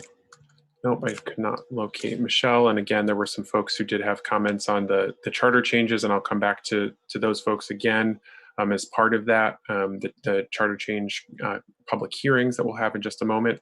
I'm going to get back into the agenda. This brings us to our item number 4, which is the consent agenda. May I please have a motion on the consent agenda? Councillor Stromberg. I move to adopt the consent agenda as amended and take the actions indicated. Thank you. Is there a second? Seconded by Councillor Pine. Any discussion? Okay, hearing none, we will go to a vote. All those in favor of adopting the consent agenda and taking the actions as indicated, please say aye. Aye. Aye. Any opposed? Hearing none, that passes unanimously. That brings us into our deliberative agenda, which item number 1 is are the public hearings regarding the charter changes for town meeting day. Before we open the public hearing, I'm going to ask Attorney Blackwood to just briefly explain each of the individual charter changes, just so that you have a sense of what it is that you're able to comment on. And this is part of our process where if folks do enter comments into the record, we are able to still make changes to those based on those comments in the record. So if you are interested in speaking to those, I'm going to go back to the folks who had signed up for those items in the public forum, but we can also use the raise hand function just to make sure that I'm able to get to folks who are interested in speaking just to these charter change items. But before that, I'll turn it over to Attorney Blackwood to give us a brief explanation of what it is that we will potentially be seeing on the ballot this town meeting day. Thank you. There are 4 questions. I will go through them in the order that they are showing up on the warning. The first one is to adopt ranked choice voting for the election of city councilors. This is limited to election of city councilors. Elections of the mayor and school commissioners will continue to have a runoff election, but for if no candidate receives a sufficient a number of votes. But for city councilors, there will be the use of ranked choice voting if this measure is adopted. That ranked choice voting means that if a candidate receives a majority over 50% on the first round of voting, that candidate's elected. But if no candidate receives at least 50%, over 50% of the vote, then the instant runoff retabulation shall be conducted. And in each round, each voter's ballot counts once. For whoever the candidate has ranked highest, the lowest ranking candidate will be dropped off until only 2 candidates remain, at which time the candidate who receives more than 50% would be chosen. That is the ranked choice voting. Again, I am trying to quickly summarize, and I'm sure there are points I'm leaving out and things that people should make sure you read this on your own as well. The next charter change is to increase the size of the Board of Airport Commissioners. Currently, it has 5 members, and this would increase it to 7 members. It would add a representative for the city of Winooski. Currently, the Airport Commission has representatives from Burlington and 1 representative from South Burlington. In order to balance the addition of the Winooski commissioner, there would also be 1 more Burlington commissioner added. So there would be 5 commissioners from Burlington, 1 from South Burlington, and 1 from Winooski. The next proposal, the third question, is known as just cause eviction, and it is to provide by ordinance protection for residential tenants from evictions without just cause. What this does is provides a section in the charter under the powers of the city council that will enable them to enact, the city council to enact an ordinance in the future. This charter change does provide some requirements for what would be in that ordinance if it is adopted. And it also leaves open that there are other issues that could be added when that ordinance is adopted. So it defines just cause, where just cause shall include, but it's not limited to. There are 4 areas, including a tenant's material breach of a written rental agreement, including non-payment of rent. I won't read all of them, but those examples are there. Section B of this says the ordinance shall exclude from just cause the expiration of a rental agreement as sole grounds for termination of a tenancy. So just because the agreement comes to an end, that alone is not grounds for termination of the tenancy. It goes on to name that there are certain properties that are exempt from this, such as in-unit rentals, sublets, owner-occupied duplexes, and there are several other exemptions. Again, this is these properties, but not limited to the stated properties. So other exemptions could be added. And again, you should read those exemptions to get understand them fully yourself. Section C, the ordinance shall include provisions that mitigate potential negative impacts on tenants and property owners, including but not limited to requirements of adequate notice and reasonable relocation expenses if a tenancy is terminated under the just cause provisions. It also says that those provisions should provide for a reasonable probationary period after initial occupancy, and that limit unreasonable rent increases to prevent de facto evictions or non-renewals. This is not to be construed to limit rents beyond the purpose of preventing individual evictions. So it is not intended to be a broad rent control authorization. The ordinance shall define what is reasonable and adequate notice in defining just cause, and shall require that landlords provide notice to tenants of those requirements. The fourth and final charter change that's being proposed is to regulate is again adding to the powers of the city council the ability to regulate thermal energy systems in residential and commercial buildings. And included in that would be the ability to assess a carbon impact or alternative compliance payment for the purpose of reducing greenhouse gas emissions throughout the city. However, no assessment of a carbon impact or alternative compliance payment shall be imposed unless there is another vote by a majority of the voters in favor of including that assessment. So that is a summary of the 4 questions.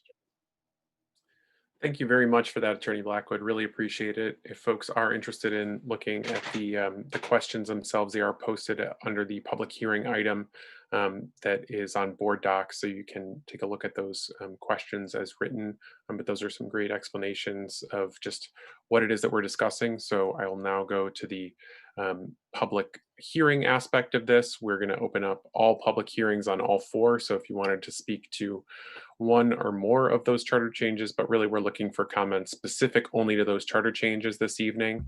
I'm going to go initially, as I said, back to those folks who identified that as the item that they wanted to speak to in public forum. And then if others are interested in speaking, you may use the raise hand function in Zoom, and I'll come to you as well. for that. So I'm going to go back to Robert Bristow Johnson, who had signed up to speak to this item. Robert, I've enabled your microphone. Go ahead. Okay, greetings. So I'm not expecting that my recommended adjustment to the language to the ranked choice voting question is going to be adopted, but I wanted to submit it. It's item 4.14 in the consent agenda. Wanted to submit it for formal reasons so that it can't be said that it wasn't offered and that wasn't specific language. In the item itself, in the question itself, it claims that the method will elect a majority candidate. It'll keep eliminating candidates until there's a majority. 4,064 voters marked their ballots that Mandy Montrol was better than Bob Kiss. 3,476 voters marked their ballot that Kiss was better than Montrol. That hardly sounds like a majority to me. It's a minority. It's not even a plurality. It's a minority. It does not deliver on the promise, but it can deliver on the promise if you adjust the language to do that. So the question is going to be whether Burlington voters have a memory.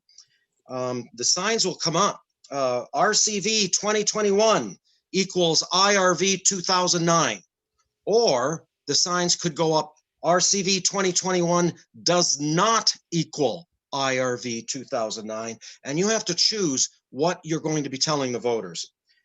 Some of you had talked to Bob Hooper, who is our representative on the Government Ops Committee, and he said pretty clearly that there's not a good chance of this even getting out of committee, because there are other Vermont legislators that do remember Burlington 2009 and do remember when they, as the legislature, repealed IRV in 2010 after the 2010 referendum on that. And so if you want to get this thing through the legislature, you're going to want to be able to tell the legislature that what you're offering is not exactly the same method that was repealed in 2009. But as it is exactly the same method that was repealed in 2009. You should learn some nomenclature. This method is more accurately called Hare RCV, named after a 19th century person named Hare. It should be modified to be Condorcet compliant. Condorcet is an 18th century mathematician. So both methods are old. One last thing, leaving the mayor's race off of this was a mistake. I think it was a Trojan horse to try to convince people that it's not so bad. And I remember hearing this 10 years ago when IRV failed 10 years ago, reading in 7 days, oh, the voting machines didn't blow up, nothing blew up, nothing was fine, all this IRV happy talk, when it failed to elect the correct candidate. That's not going to cut it. The tough race is the mayor's race, because that is the most likely race to have 3 or more persons. That's when ranked choice voting is needed, is when there are 3 or more. But the problem is the acid test is when the 3 candidates are all plausible winners, when they all could possibly win, when it's a close 3-way race. That's the acid test, and that is where Hare RCV fails, but Condorcet RCV will not. So that is what I wanted to say. I recommend that you change the language. I gave you some language to look at. If you don't, I think it's going to fail on the ballot. If it doesn't fail on the ballot, it's almost certainly going to fail in the legislature. I'm done.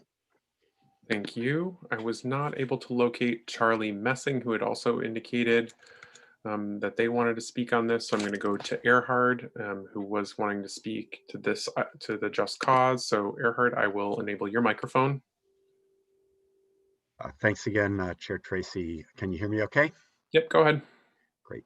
So again, for the record, Erhard Monica, I'm, of course, support all of the charter changes. Longtime resident of Burlington, Ward 1, 60 Grove Street, and have worked closely with members of the CDNR committee on just cause. I Really appreciate the council's support 10-2 for putting it on the ballot. As we know, it provides protections for renters against what I think we can commonly call unjust evictions. If a renter is paying their rent, abiding by the lease, they should have the same security of tenure that a homeowner has. They deserve that. It is positive for community stability. It's a positive for family stabilities. We have approximately 60% of Burlington residents are renters. I think it's high time that we provide those folks who are abiding by the lease and pay the rent, don't destroy their property, the same kinds of security of tenure that homeowners have. Really appreciate the hard work that CDNR did on this. Which is where all of the compromises that were forged were made. It's very, I think, very carefully crafted. Really applaud the work that Councilman Pine, Councilwoman Carpenter, and Hightower did on this, and also Attorney Blackwood's help was really instrumental. I urge you not to make any changes to the language. Again, it was very carefully crafted and carefully put together. And I also urge folks who are listening not to respond or not to believe some of the fear mongering that I know we've already heard, and we'll continue to hear some of the disinformation that will be spread around this. So thank you for your good work, and support this going forth on the ballot the way it's currently worded. Thanks. Thank you. All right, I see no one else in the public forum queue, but I do see a couple folks using the raise hand function. I'm going to go to P. Johnson. Enabled your microphone. Originally, when I heard the just cause evictions ordinance being proposed, there were several elements of it that were not alarming, but raised a lot of questions for me. And I reached out to my counselors regarding these questions and confusions. And I am really happy to hear the wording of the ordinance now. I feel like my questions were addressed very thoroughly, and I felt like I was listened to. As a landlord, I feel like just that step is a step in the right direction, and the ordinance, hopefully, if it is written, will also go through the same deliberative process that will listen to both tenants and landlords. And thank you for the hard work on it. Thanks. Thank you. I see Bob has their hand raised. So Bob, I've enabled your microphone.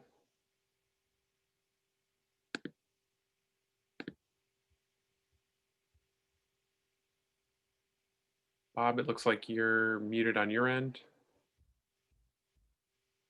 Here we go. You can hear me now, right? Yes, go ahead. So my name is Bob. My wife Annie and I are owners of a condo in Burlington. We live primarily in the Adirondacks, but we sometimes rent it out. Right now it's empty. My question is, if we decide to rent it again, will we be able to use it if the tenant decides they don't want to leave? I mean, does this ordinance give them sort of kind of ownership of the apartment if they decide that they just want to stay there and we don't have any use of it anymore?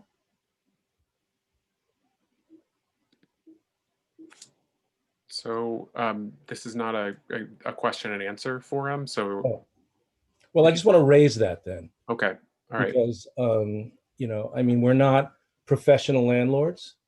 We bought the apartment thinking that as we get older, since we live in a very rural area in the Adirondacks now, we might want to live in a city more.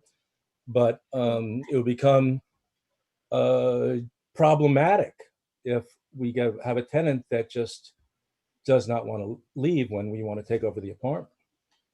So I just want to put that comment out there.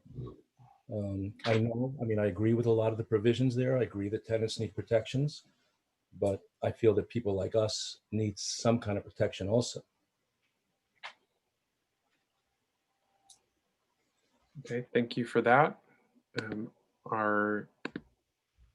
The next person I see is Christy with their hand raised is Christy Delphia. So Christy, I'm going to enable your microphone. Hello, folks, me again. We have gone through this process for just cause evictions through the CDNR. This is now we are now in a campaign for this. I urge everyone that's listening on this call, including all the landlords that may still be here because of the context of this part of the meeting right now, please go to justcausebtv.org and get the information that you need. Everybody is still a little confused about exactly what this is for, and they deserve all the information they can get. If you go to that website, you can get all the answers to your questions. And something else, just one last thing. If you're still confused and you don't support it, don't vote for it. You know, that's fine. All the existing tenant landlord law is still there. This does not change any of those laws. Those are still in existence. All the protections that landlords have, they still have. This just adds more protections for tenants. That's all this is.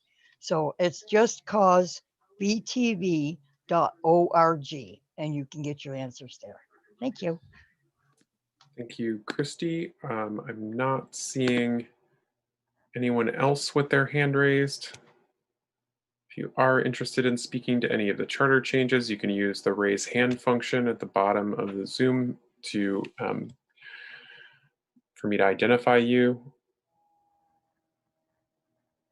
Okay, once, twice, 3 times. Okay, I'm going to go ahead and close the public hearings on the charter changes. Again, folks, if you had or heard of people who are wanting to comment on those, but who were unable to make it this evening, we will have another round of public hearings at our next meeting before the finalization of the short form language on the ballot. So you can also comment at those meetings as well next week on the 25th, so next Monday.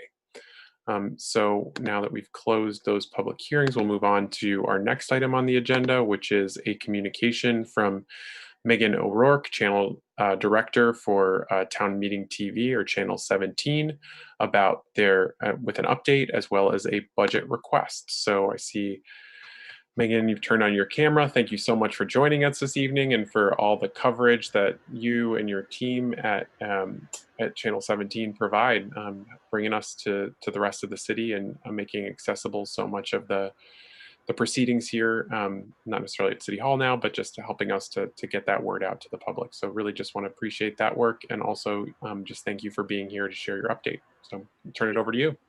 All right, thanks. Can you hear me fine? Yes, I can. So hopefully you see the communication there from us, and I'll walk you through this communication just a little bit to familiarize you. Should I share my screen, or do you have that in front of you? You should be able to do that, should you so wish. It's up to you. Whatever you would prefer, I'll leave it to you. Usually it's, yeah. That. So first, thanks all for having us here tonight and entertaining our request. The basic gist of which is that we're asking for level funding. The City of Burlington makes a contribution both to CCTV and town meeting television. CCTV started recording city council meetings back in the early 1980s. And I think Nat Air, one of our founding members, sat in the spot that you most recently would have seen occupied by Aiden White, our field producer, for something like 15 or maybe even 20 years. That meeting coverage was born of a strong belief that community media helped to open the doors to local. Megan, you're coming through a little soft. If you could maybe speak up or get closer to your mic. I'll try getting closer to my mic. I have a quiet voice. So in 1990, CCTV launched with Communities, the government access channel. Burlington is a member of that trust. Karen Paul is your appointed representative from the city of Burlington. Those trustees who are from the member communities of Burlington, Essex, Essex Junction, Winooski, Williston, South Burlington, Colchester, all share parts of a resource that we shepherd for you in the recording of community meetings, events,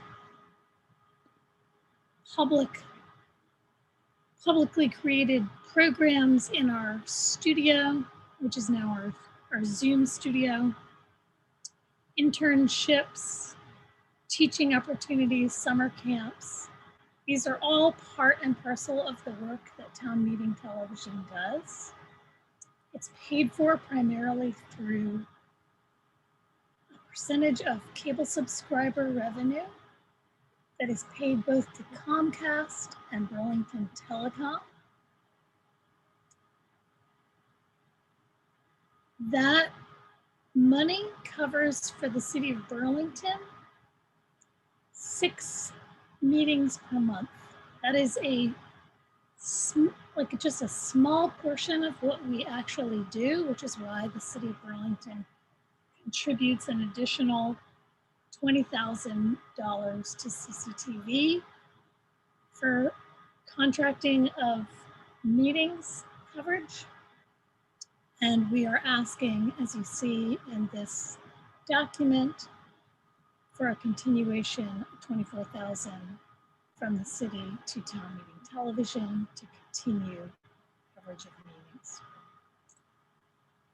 I will say that in FY20, our FY20, which is September to October, we covered well over 200 meetings and events.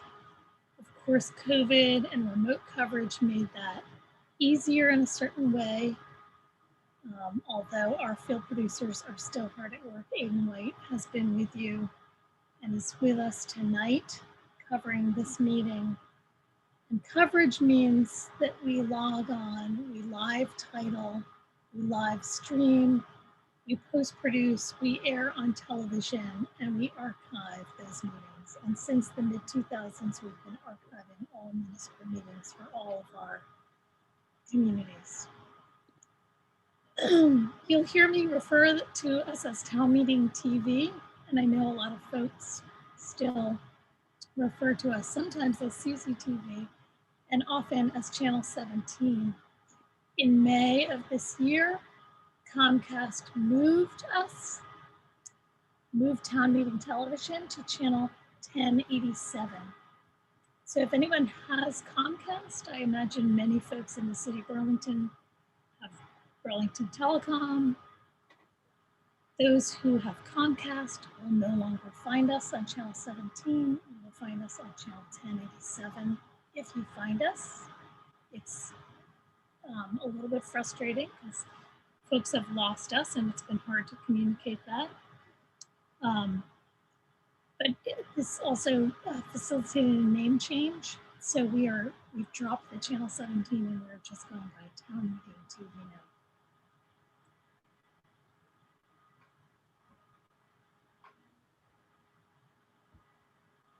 In addition to the meeting coverage, you'll see here listed election programming, community-based programming, media education. We are also with many of our communities and outlying towns beginning hybrid meeting planning. It's very encouraging to hear other communities or the communities that we're working with feeling excited about the increased participation that remote meetings has allowed. You all, I'm sure, have experienced that as well.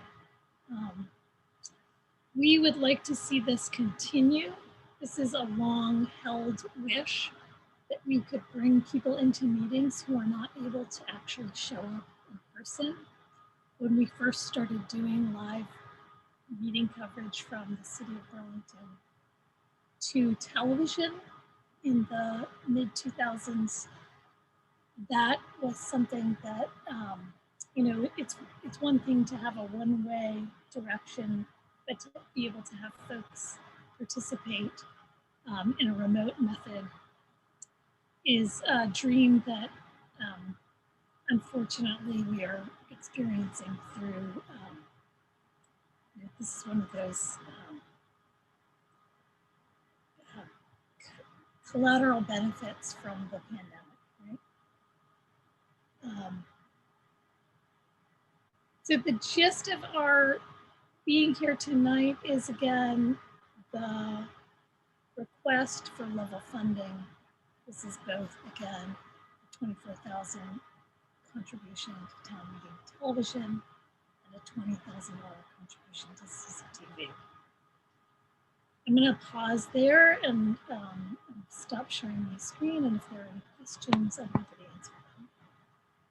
Wonderful. Well, thank you so much for that update and again for your work. And I just wanted to open the floor up and see if councilors had any questions for Megan. Any questions, councilors? Okay, seeing none, I just want to thank you again for being here and again for sharing this update with us about not only the work that's happening, but also the request regarding funding for town meeting television. Let's be clear, that's what the name is. That was a helpful clarification, so appreciate that. Any other things you'd like to share with the council? No, thank you all for your continued support. And I will say, well, I actually will say that we've really appreciated Jordan Riddell's incredible and Olivia's incredible communication with us on your behalf, keeping us up to date. And so thank you. Yeah, I'd certainly second that. I appreciate the help that I've received as council president, just as a go-between between both of you. And it's just a lot of work to get these meetings to come off like this and to get them out into the public. So just again, can't thank you and town meeting television enough for getting this work done and getting the message out to the public. Thanks. Great. So we will close down that item and move into item 5.03, which is an item to request approve acceptance of a grant with the FAA and design, inspection, construction related contracts for the Terminal Integration Project, or TIP. I'm going to go to Councilor Paul for a motion on this.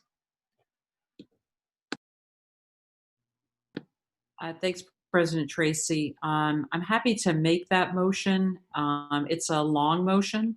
I'm happy to make that. I'm happy to discuss discuss the grant. I think there are people here from the airport. I don't know if you'd like to give them the opportunity to discuss this, or how you'd like to proceed. I'm happy to make the motion, but since we have people that are here, perhaps you want to go to them first. If you could just please make the motion, and then we can get a second, and then I'll turn it over to them. Okay. All right.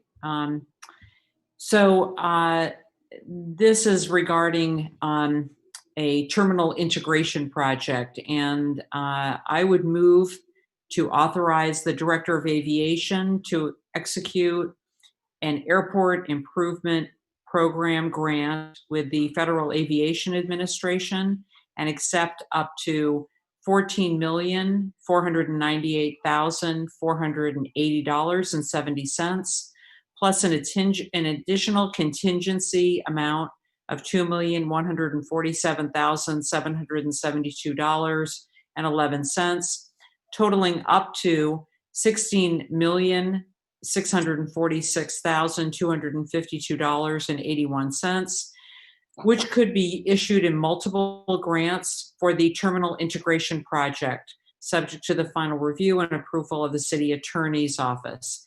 Additionally, I would move further, to authorize the Director of Aviation to execute a contract with Jacobs Engineering Group for up to $1,375,622, plus an additional contingency amount of $206,343.30, totaling up to $1,581,965.30 for the design, assistance, and construction inspection related services for the terminal integration project, again, subject to the final review and approval by the city attorney's office.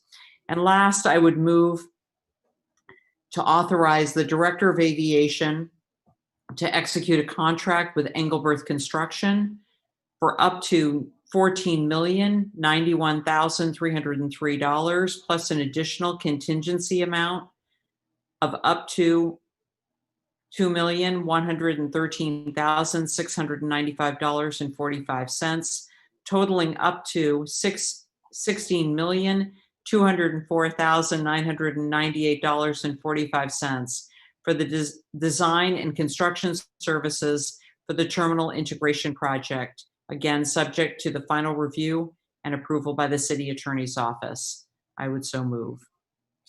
Thank you very much for making that long and detailed motion. Councillor Paul, is there a second to the motion? Seconded by Councillor Jang. Appreciate that. You didn't want the floor back, so I'm happy to have the floor back, but I just wanted to be respectful of the people that may very well be here to speak to it. Yeah. Yeah. I know we have Director Richards on the phone, so maybe I'll go to Director Richards next. Enabled your microphone, Director Richards, so you should be able to speak. Good evening. Thank you for having us here this evening. We're very excited for the opportunity to be able to have this project and to have received the money from the FAA. This is a tremendous opportunity for the airport, for the city and the region to have this new asset and the funding for it. It's not that often that you get this type of a gift that is so meaningful, to an organization like ours. So I'm here to answer any questions. I have Deputy Director Nick Longo on the line with us as well that will also, answer any questions. We are still in the middle of designing this facility, and so we will be incorporating, many green features in it. It will be just efficient all by itself, that you'll only have one entry area that you'll have to go to instead of wondering where you're going to go to. And it's always been a big problem for travelers wondering which gate to go to and or which TSA to go to. And this will end that, and it'll really be a beginning for a better, I would say, and more efficient airport. Thank you for that. Deputy Director Longo, did you have anything to add? Thank you, Council President Tracy. No, I think Jean summed it up very well, and we had a discussion at the Board of Finance meeting as well earlier tonight. But I think we're exceptionally lucky. It is very, in fact, 2-3 years ago, we were not even eligible to receive this federal funding. But working through our congressional delegation, we were able to access this funding so that we can move forward with the building. We also, like Jean mentioned, are very early in the stages of this particular design. We have many months ahead of us to finish the design and to work with Engelberth, our partner on the project, to get this ball rolling and incorporate that infrastructure that Jean was talking about, the green infrastructure.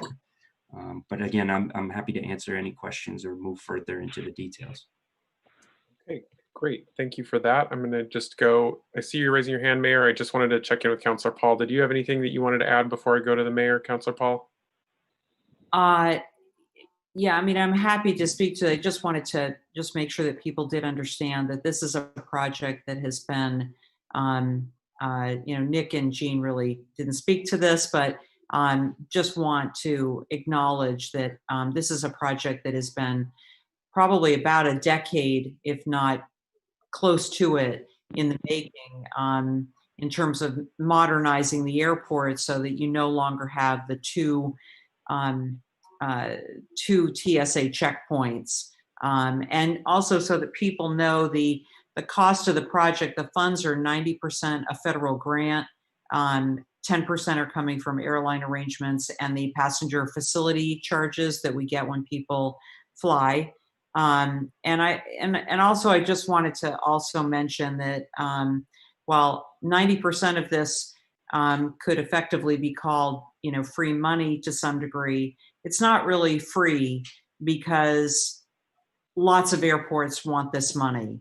And this is the direct result of our congressional delegation, particularly Senator Leahy, and also the just tremendous effort by the airport staff, by Jean, by Nick, by a dedicated team of many people at the airport. And, what Jean and also what Nick had said about the fact that, there will be opportunities for not only modernizing, but using green technology to the best of our ability in bringing this forward. I just think people should understand this is an amazing project, and hope that it will get the unanimous support of this council. It got the unanimous support of the Board of Finance, and I hope it will at the council. Thanks. Thank you, Councillor Paul. I'll go to Mayor Weinberger. Thanks, President Tracy. I just wanted to briefly share my enthusiasm regarding this project and put it in context. The airport has been one of the Chittenden County success stories of the last 40 years. When I was growing up here in Vermont in the 70s, people didn't come to Burlington from other parts of the state the way they do now. There wasn't a lot to come here for back in the 70s and early 80s. You certainly weren't going to come here to travel out of our airport. And that has really changed over time with many positive factors happening in the city. But one of them certainly has been the Burlington International Airport, which has become a place where approaching 1 million people get on and off a plane every year. And that it grew very dramatically in the 90s, and in the early parts of the 2000s. We had a challenging decade coming out of the Great Recession, but we started to see that growth continuing again. And a really important thing to understand about this proposal is it not only improves the airport today and makes the experience of traveling through the airport better now, not today, but when it's built months from now. It is being designed and integrated in such a way that it will make future expansion of the airport. It is built with the future in mind, and it is built to continue these very positive trends of the last few decades and continue to play a role in the flourishing of this part of Vermont and the ability of more and more people to make a living here and raise the standard of living here in Vermont. So I wholeheartedly endorse this and hope the council will be fully supporting it to make the airport better for today and into the future. Thank you, Mayor. I don't have any other councilors in the queue. Was anyone looking to speak to this, or did anyone have questions?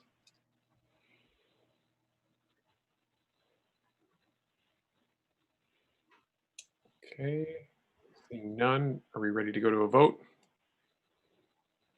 Okay, all those in favor, please say aye. Aye. Aye. Any opposed? Hearing none, that passes unanimously.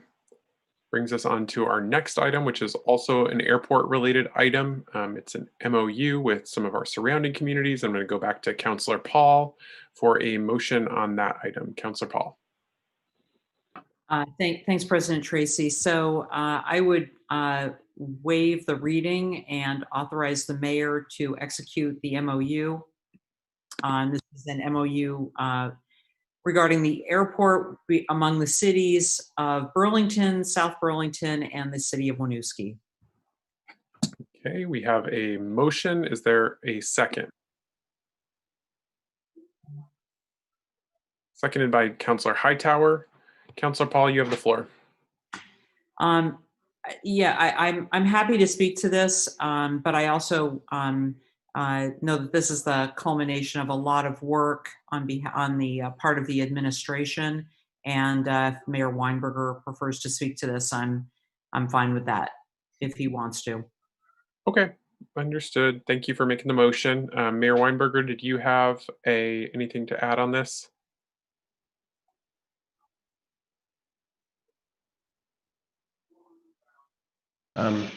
Thank you, Councilor Paul. Thank you, President Tracy.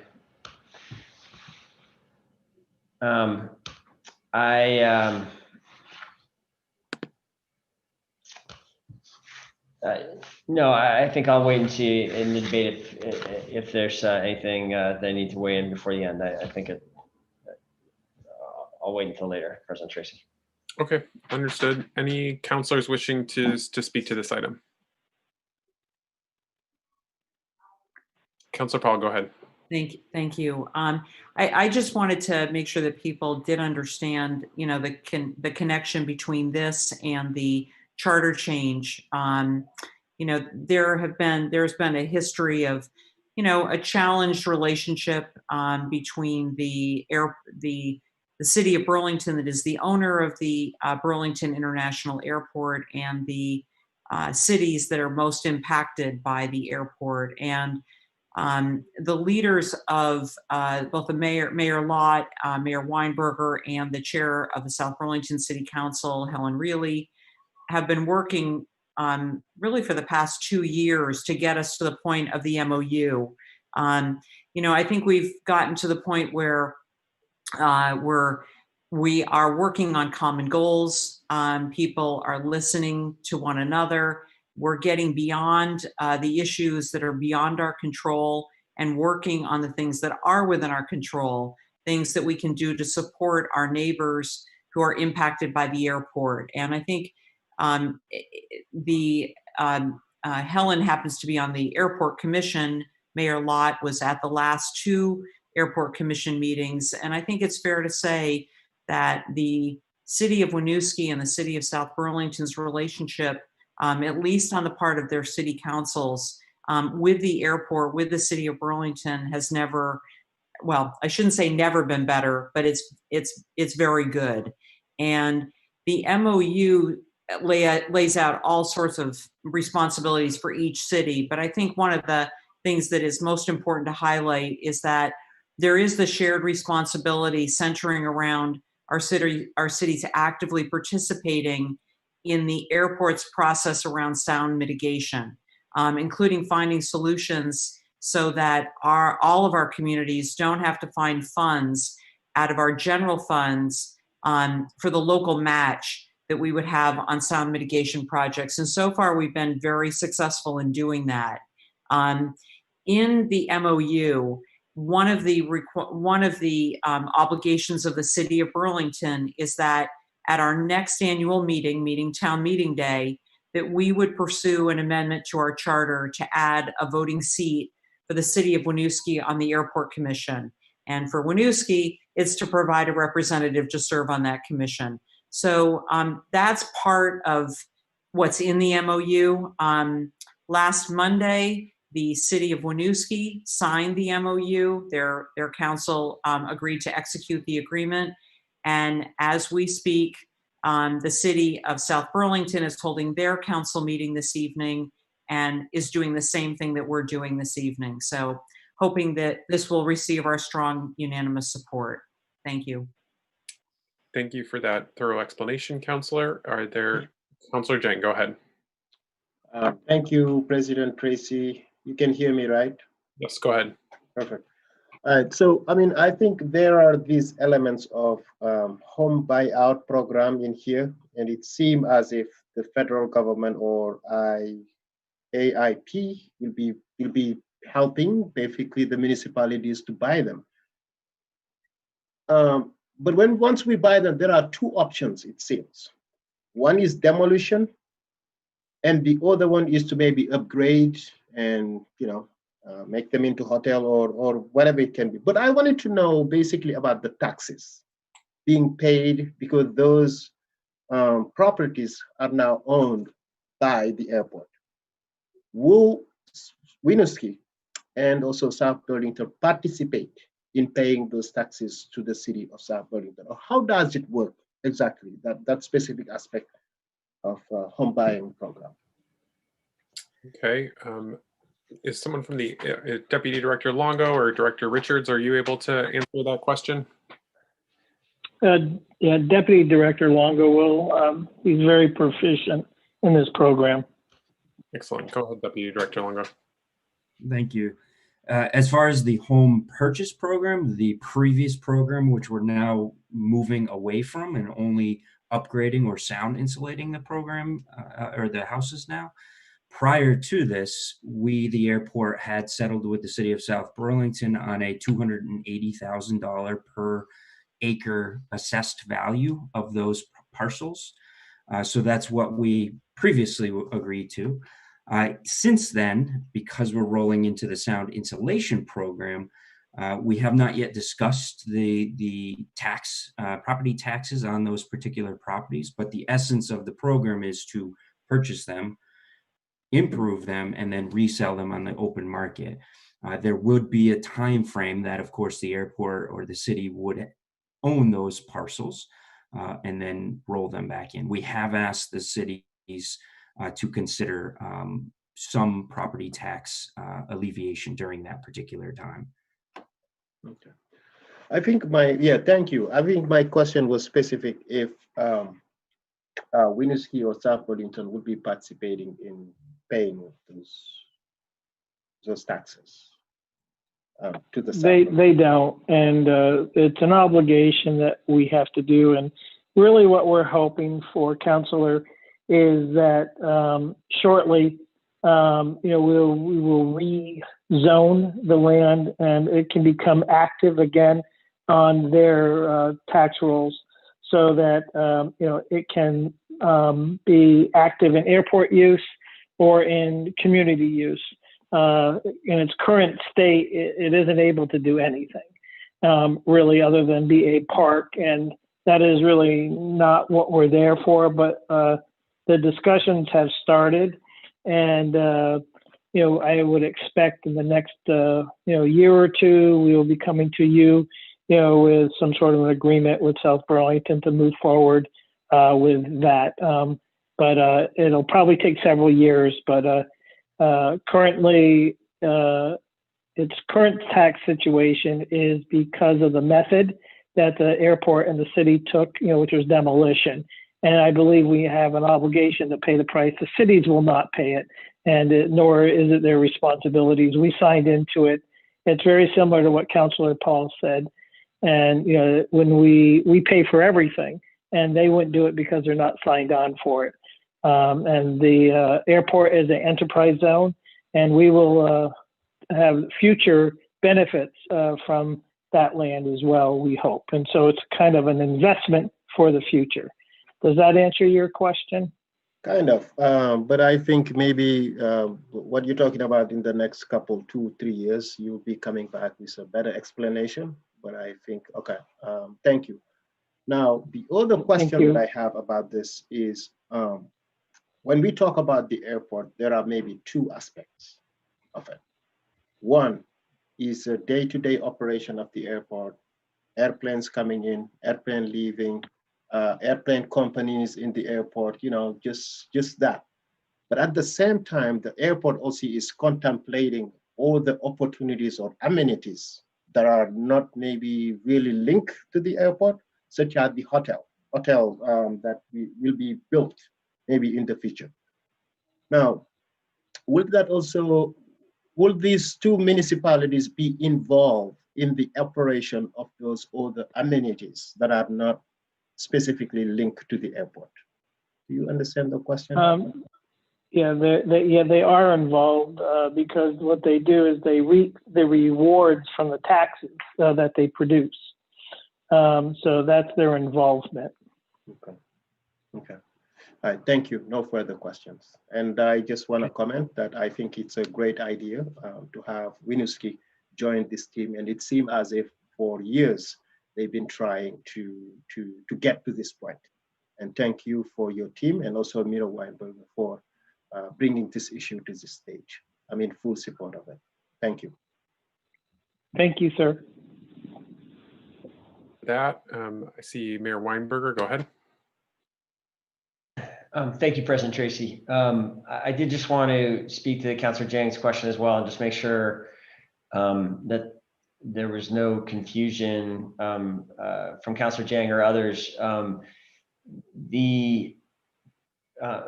It is true historically that the federal money had been used to purchase homes and demolish homes. As is right in the beginning of the therefore clause here, I just want to be crystal clear. The whole purpose of our current efforts is to stop these demolition programs. It is possible there may be a rare demolition or two going forward from here because there remain certain properties that are very close to the airport that have not yet been removed. But the nature of the new sound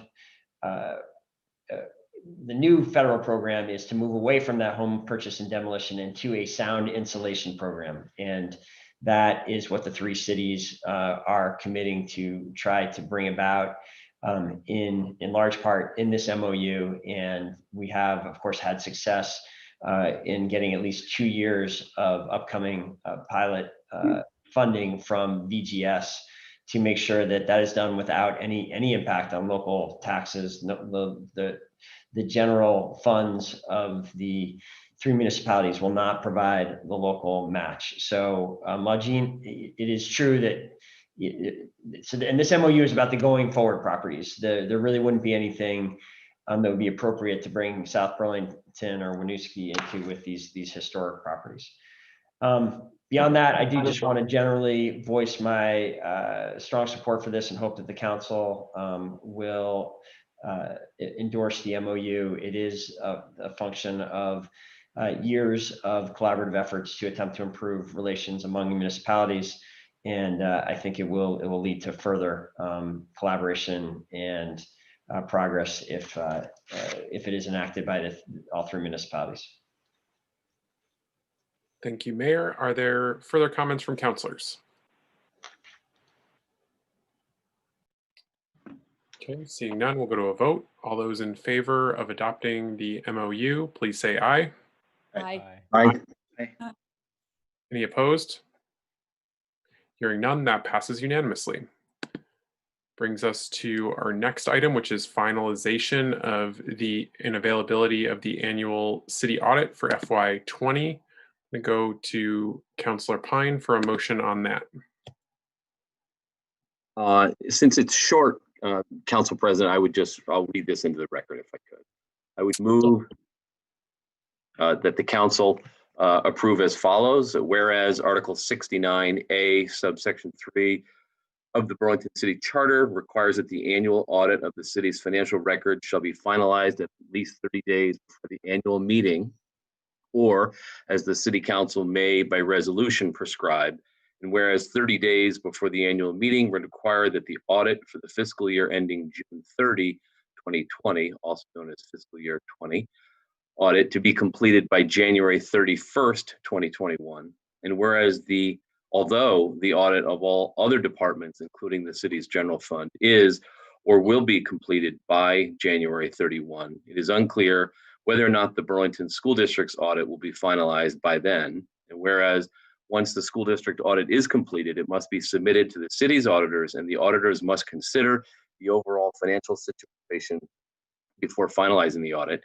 And whereas it is unclear if those steps will be completed by January 31st, and whereas a copy of a draft summary and a draft management letter will be included in the city's printed annual report with copies of the final audit management letter to be available at public locations, polling places, and published online as soon as they are available. Now, therefore, be it resolved that the full annual audit of the city's financial record and final management letter shall be finalized and available to the public by February 16, 2020. And I so move.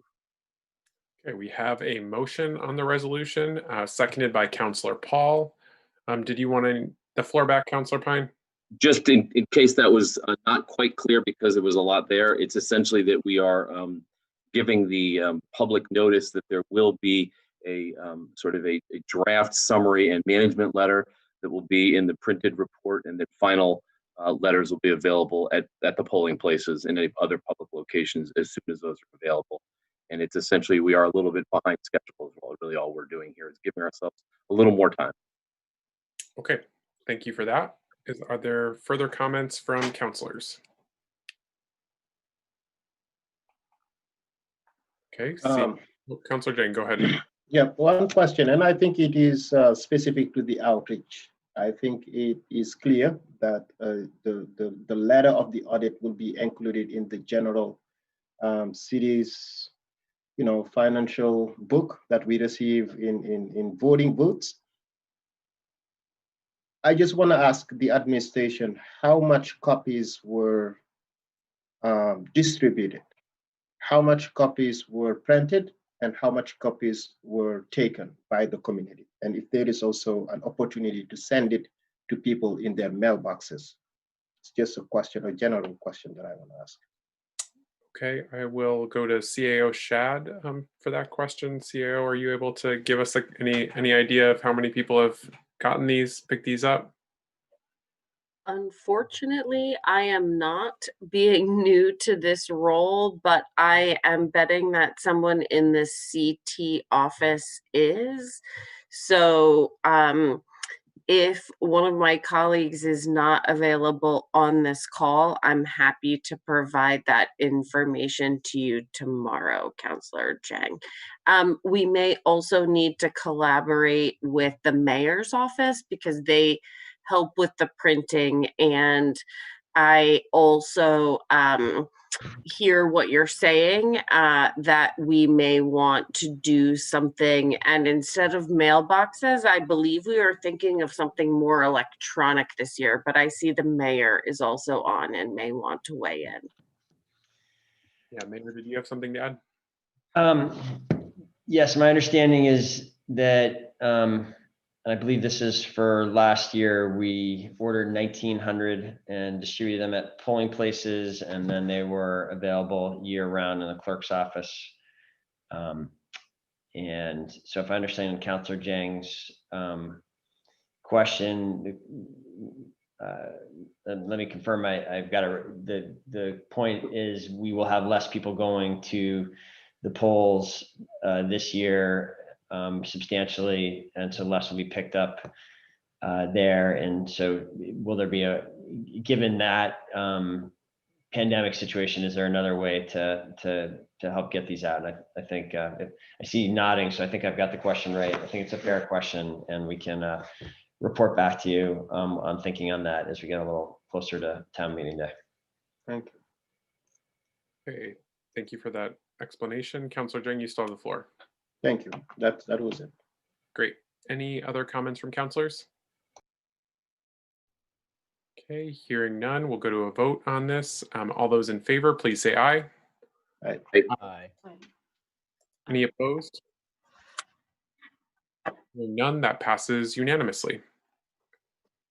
Which brings us to the last item on our agenda, which is a resolution, ballot question authorizing retail cannabis sales while addressing systemic racism and other equity concerns. Councillor Hanson, may I please have a motion on this item? Yeah, and I might look to you in the city attorney, because there's the underlying resolution and then there's an amendment that I'd like to propose, but I'm not sure that we actually have yet introduced the underlying amendment or the underlying resolution at our previous meeting. So I'd like to just do them together, if that's okay. Yep. So you're introducing the resolution as amended. As amended in terms of, yeah, there's an amendment posted that would strike the resolve clauses from the underlying resolution and replace them with a new set of resolve clauses. So I'd like to move the resolution with that amendment. Okay, all right. So are folks clear on what Councillor Hanson is moving here? and I don't know if the city attorney can clarify, would we, Okay. or President Tracy, What is there? Yeah, go ahead. well, just whether or not we would vote separately on the amendment, or if this is just the motion to begin with. Attorney Blackwood, can Councilor Hanson, are you okay with Councilor Hanson introducing it like this? Yeah, because I think you postponed it before you introduced it with the last meeting, so. Okay. Yes, it hasn't been introduced yet, so I think he's introducing the revised version at this meeting. Okay, great. Great. Okay, great. Thanks. Excellent. Thank you for that. Councilor Hanson has made a motion. Is there a second to the motion on the resolution? Seconded by Councilor Hightower. Councilor Hanson, you have the floor. Great. So Councilor Carpenter and I have been working on this for a while now and have really done a deep dive into the issue, and hopefully other councilors have had the opportunity to dive into it as well. I think that we've come out of that process with a really strong local policy around regulating cannabis and creating a retail market. This amended version has all players entering the Burlington market at the same time. It also creates a framework to build strong equity measures at the local level, and it allows the city to advocate for stronger racial equity at the state level, where there's still ongoing work around Act 164 and around retail cannabis.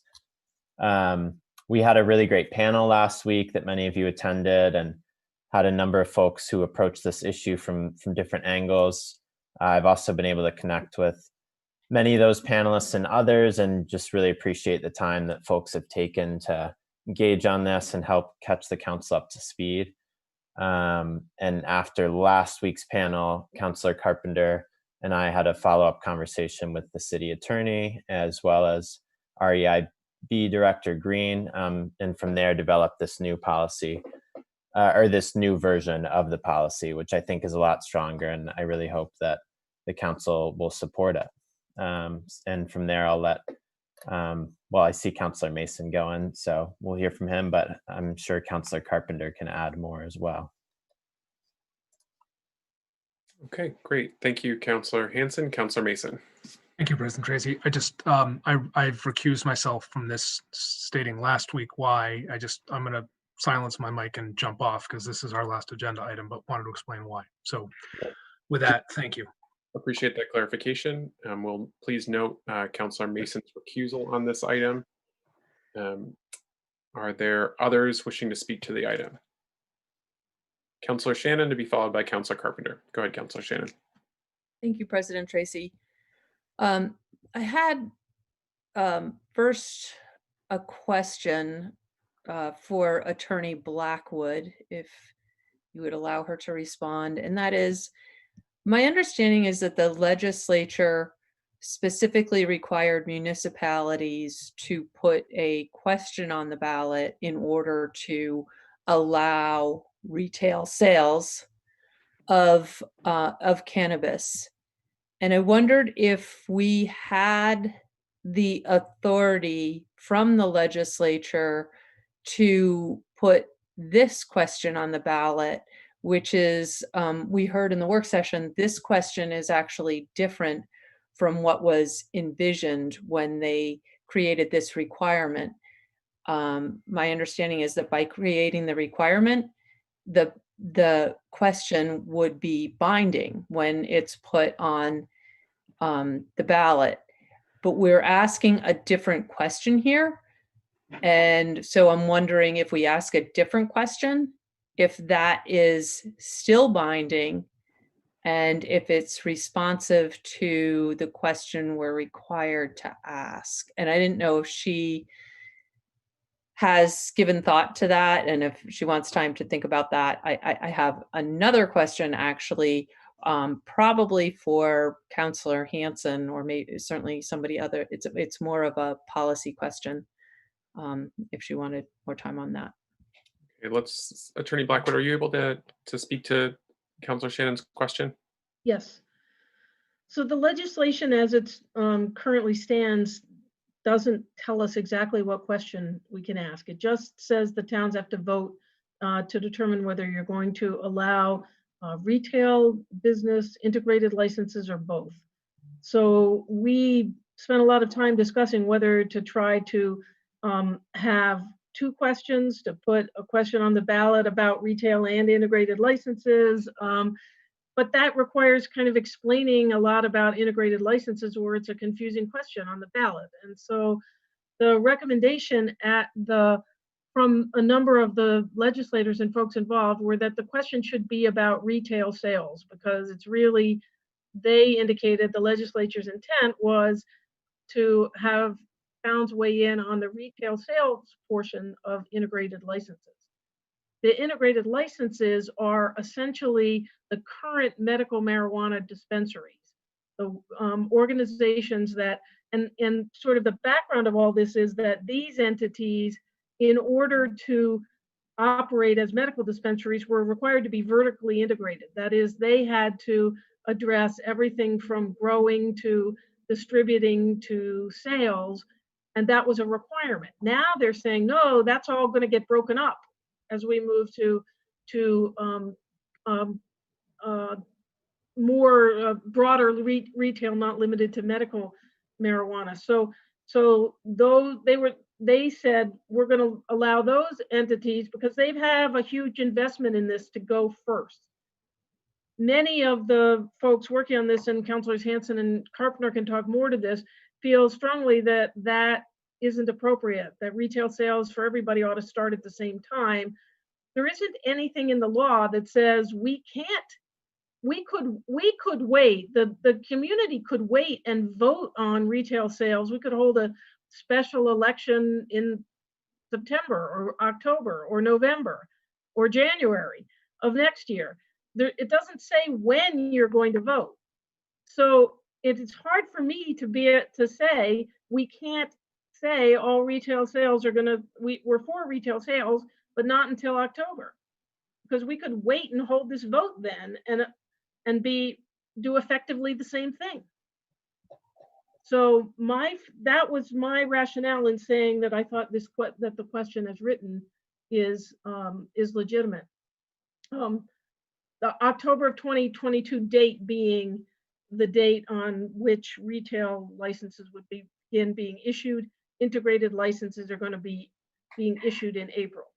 So the question for all of you just is this idea that Burlington would say, even though integrated licensees get their licenses, they're not going to be able to do retail sales in Burlington until October of 2022, 5 months later.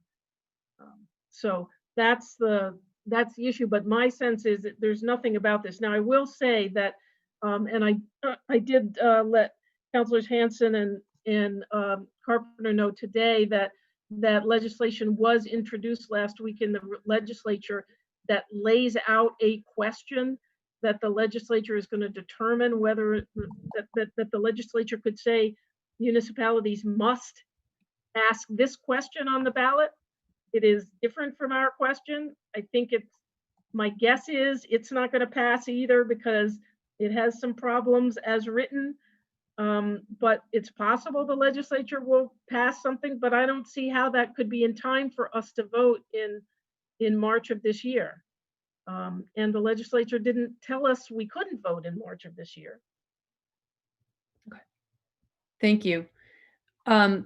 I think that I appreciate the work of Councilors Hanson and Carpenter to get this on the ballot, because I think it's very helpful to anybody who is in this business to know what's coming, whatever that may be. I think that I am glad that you have made this effort to bring this forward.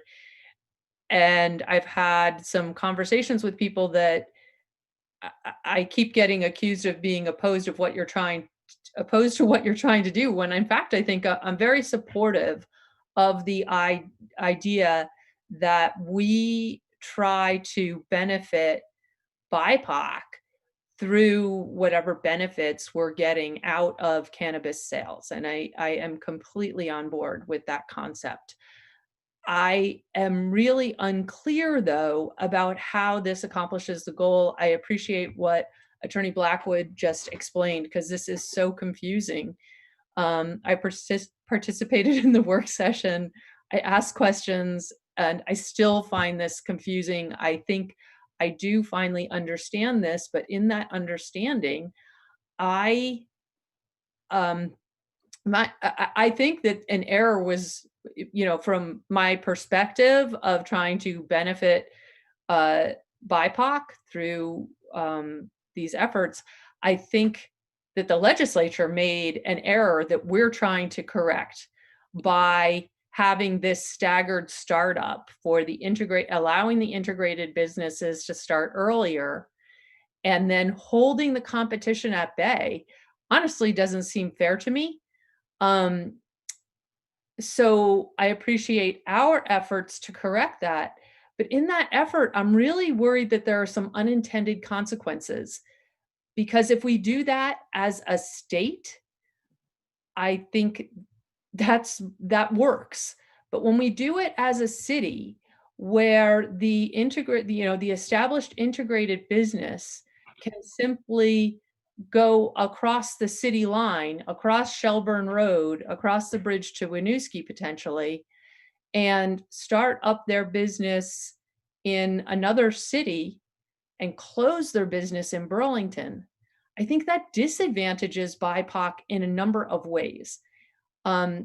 If we are collecting taxes and we are not collecting those taxes on probably the number one established business that's bringing in the most revenue, we're collecting less taxes for our BIPOC residents. For their benefit. So that's one thing. Then the other thing is the users. Medical users now won't have that, they won't have marijuana readily available to them in the city. So people who don't drive aren't going to be able to access that. And I know Councilor Carpenter told me, well, they can buy it online. I know what parents I know tell their kids is, this is not something you buy online. That's dangerous. And we don't know what we're people feel safer buying from these Vermont organizations, and people want to go to their local retailer. So we're kind of disadvantaging users from that perspective. Both medical users, and we're delaying availability to all adults by pushing this off. Marijuana would be available to people 6 months earlier, and in an unfair way, and I grant you that, but it would be available to people 6 months earlier if we went with the state regulations. And I don't understand how we're really benefiting the BIPOC community by having this delay. And my understanding is there may be one individual business that could benefit. And is that worth the other consequence of disenfranchising both the tax base for BIPOC and the users to only potentially benefit one possible startup business? Maybe there's more that I don't know about. And I am hoping that you might be able to speak to that and help me understand where this benefit is. Thank you, Councilor Shannon. Were you looking for that from Councilor Carpenter? Because that's who I have next in the queue. Or were you? I'm happy to hear from whomever thinks they have an answer to my questions. Okay, I will go to Councilor Carpenter next, and then if others have additional things to add, I'll come to you next. So go ahead, Councilor Carpenter. A few things. The medical marijuana business will continue as it is now. Right now in Chittenden County, there's only one provider of medical marijuana, so you have to go to that one company. As I understand it, because medical marijuana is through a prescription, you can order it just like you can order your prescriptions from the pharmacy. through an online thing, and the company will deliver it to you if it's prescribed to you.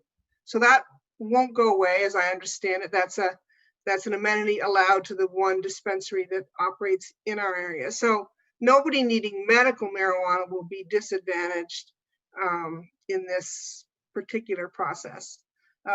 What we've proposed is delaying that one particular medical dispensary from opening one retail shop for 5 months, so that everybody who wants to open a retail shop and gets a license from the state can open at the same time. And what we heard loud and clear from at least 6 or 7 different coalitions, Rural Vermont, NOFA, the Vermont Growers Association, the Coalition to Regulate Marijuana, there's a couple others. They are distressed with the state law that provides this, what they feel is an unfair market advantage. This is a modest proposal to try to level the playing field. We had in the earlier resolution and had been encouraged by a number of those constituents to have even a longer wait time, but that got complicated quick. We felt that just being simple and having everybody sort of start at the same time would be the fair way to do it. It is possible the state legislature could change that this next year, and we might have to come back and change our start time. But we really wanted to try to be fair to all businesses, and in particular, small businesses, and that's really what the focus is. It will delay the availability of recreational marijuana to some consumers for 5 months. And I can't speak to whether that licensee will choose to open its retail shop in another community and not in Burlington. That would be a business decision that they would have to make. But we felt, and we heard loud and clear from folks, that at least try to make the start date the same for everybody would be the fair thing to do. And that's essentially what we're proposing.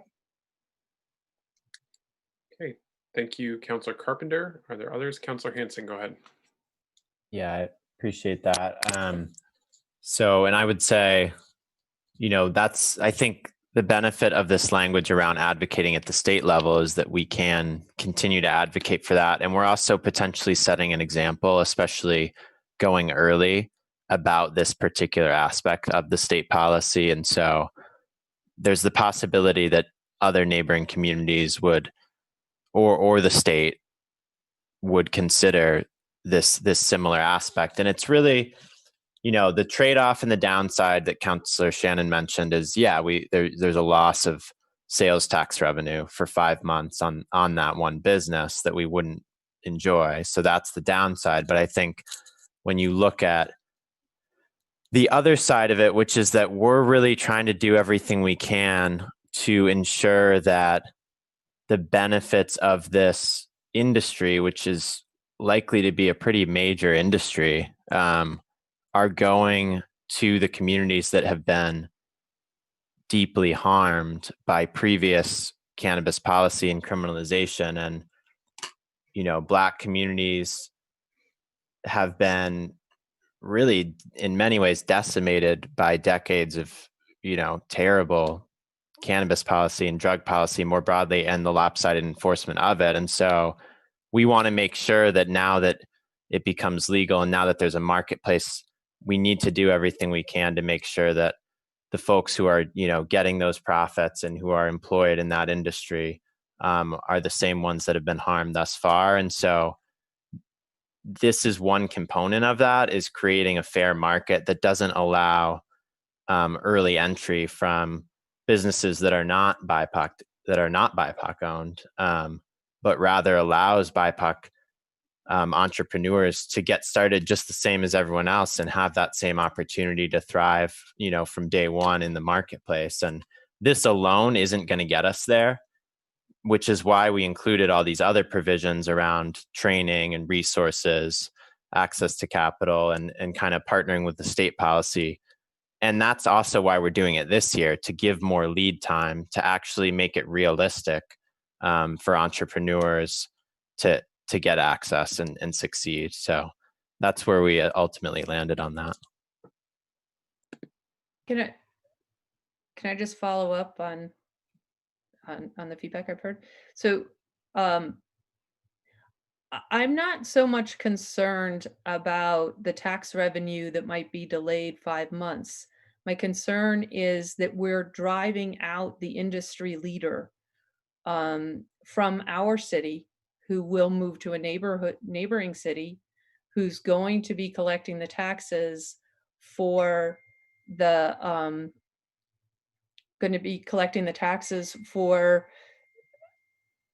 that would be going to BIPOC communities, and also not taking into account the BIPOC consumer and other consumers that we're pushing off the availability to any adult consumer for 6 months. So that I feel like that this narrow focus on some potential, is there broad interest in the BIPOC community in starting up these businesses? Maybe that's the piece that I'm missing. Do we have some evidence that there are multiple BIPOC entrepreneurs ready and wanting to start up these businesses? Because I have heard of one at the work session. Mark Hughes says that he is registered to start a business. He registered in 2019, and he has been the one primarily advocating for this, I thought, which is fine, but is it just one, or do we believe that there are multiple BIPOC businesses that are going to start up if we do it this way? Okay, Councilor Carpenter, I'll recognize you. Go ahead. We don't know. One of the, again, repeating what Councilor Hanson said, one of the reasons we want to start now is in order to make it legal and opt in. If the voters pass this, then March 5th, we can start working with potential business owners, providing technical assistance, potentially small grants. We can't do that until we actually legitimize it. It could be that we find out there's very few businesses, but what we heard loud and clear, I think, from particularly the small growers, and I can't answer how many of those business owners are BIPOC and are not, but they too wanted the opportunity to effectively have a season, grow their product, and be able to open it in a storefront in Burlington. And they want to make sure that they can do that on the same timeline as everybody else. The Vermont Growers Association, some of them already grow hemp. I can't speak a lot to their business models, but we heard a lot from I'm just going to call it the agricultural side. There's the storefront side, but there's the product side. The product side is regulated separately. We have no control over the product side, but the product growers need a place to sell their product. And they're banking on the fact that if everybody gets the same timeline, they can open their storefronts on a similar timeline. One of the things that is somewhat problematic is that there is some moving timelines with the state. Many people in the state are unhappy with this staggered timeline thing, and that may or may not come up again. If it changes, although it's messy, we could change our timeline. First and foremost, we want to get the ball rolling so that people can do business planning, and we, to the degree possible, give as much advantage as we can to small owners and business owners. And the two other parts which we haven't really dwelled on is setting up a cannabis control commission, which, if you read the language, to the extent legally possible, really trying to facilitate that. And we're going to need that whole year and a half, or year anyway, to structure that in ordinance.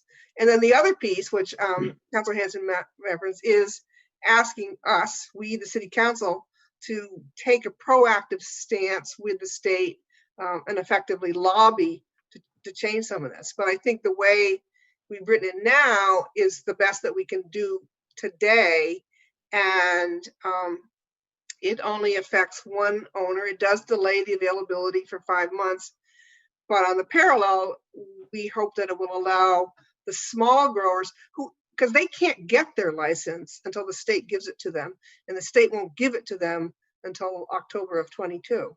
So that they could come along in with their storefronts all at the same time.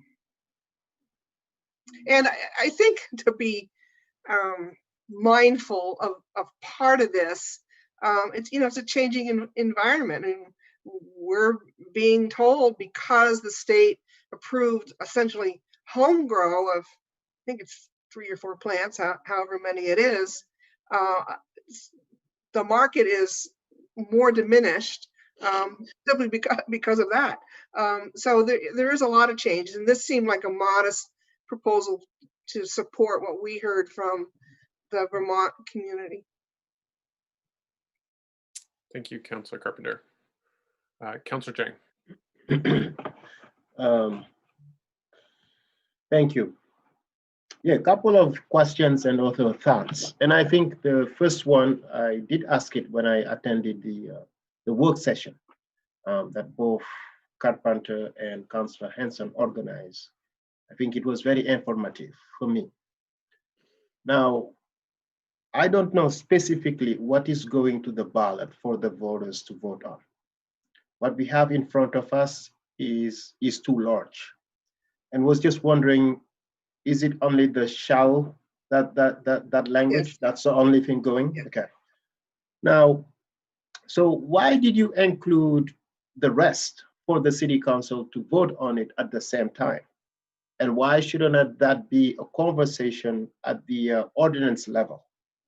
Why do we want to incorporate both questions at the same time, knowing one of them is not going to the voters?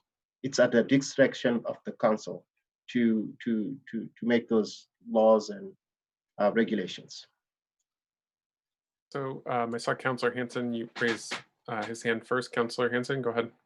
Sure, yeah. We wanted to make sure that as we move forward around cannabis legalization in retail, again, that we weren't doing so prior to ensuring racial equity and justice within that, given the history of this. So that was really critical for us, is that we build that right in from the start and not sort of get ahead of it and be scrambling to maybe catch up. We want to make sure that that's in there from the beginning. And originally the resolution actually had part of that in the ballot question, but there were legal concerns about straying too far away from sort of what the state has set up with this. And so we kept the ballot item simple and specific to the retail licenses, and then laid out the other racial equity policies just as resolve clauses, because,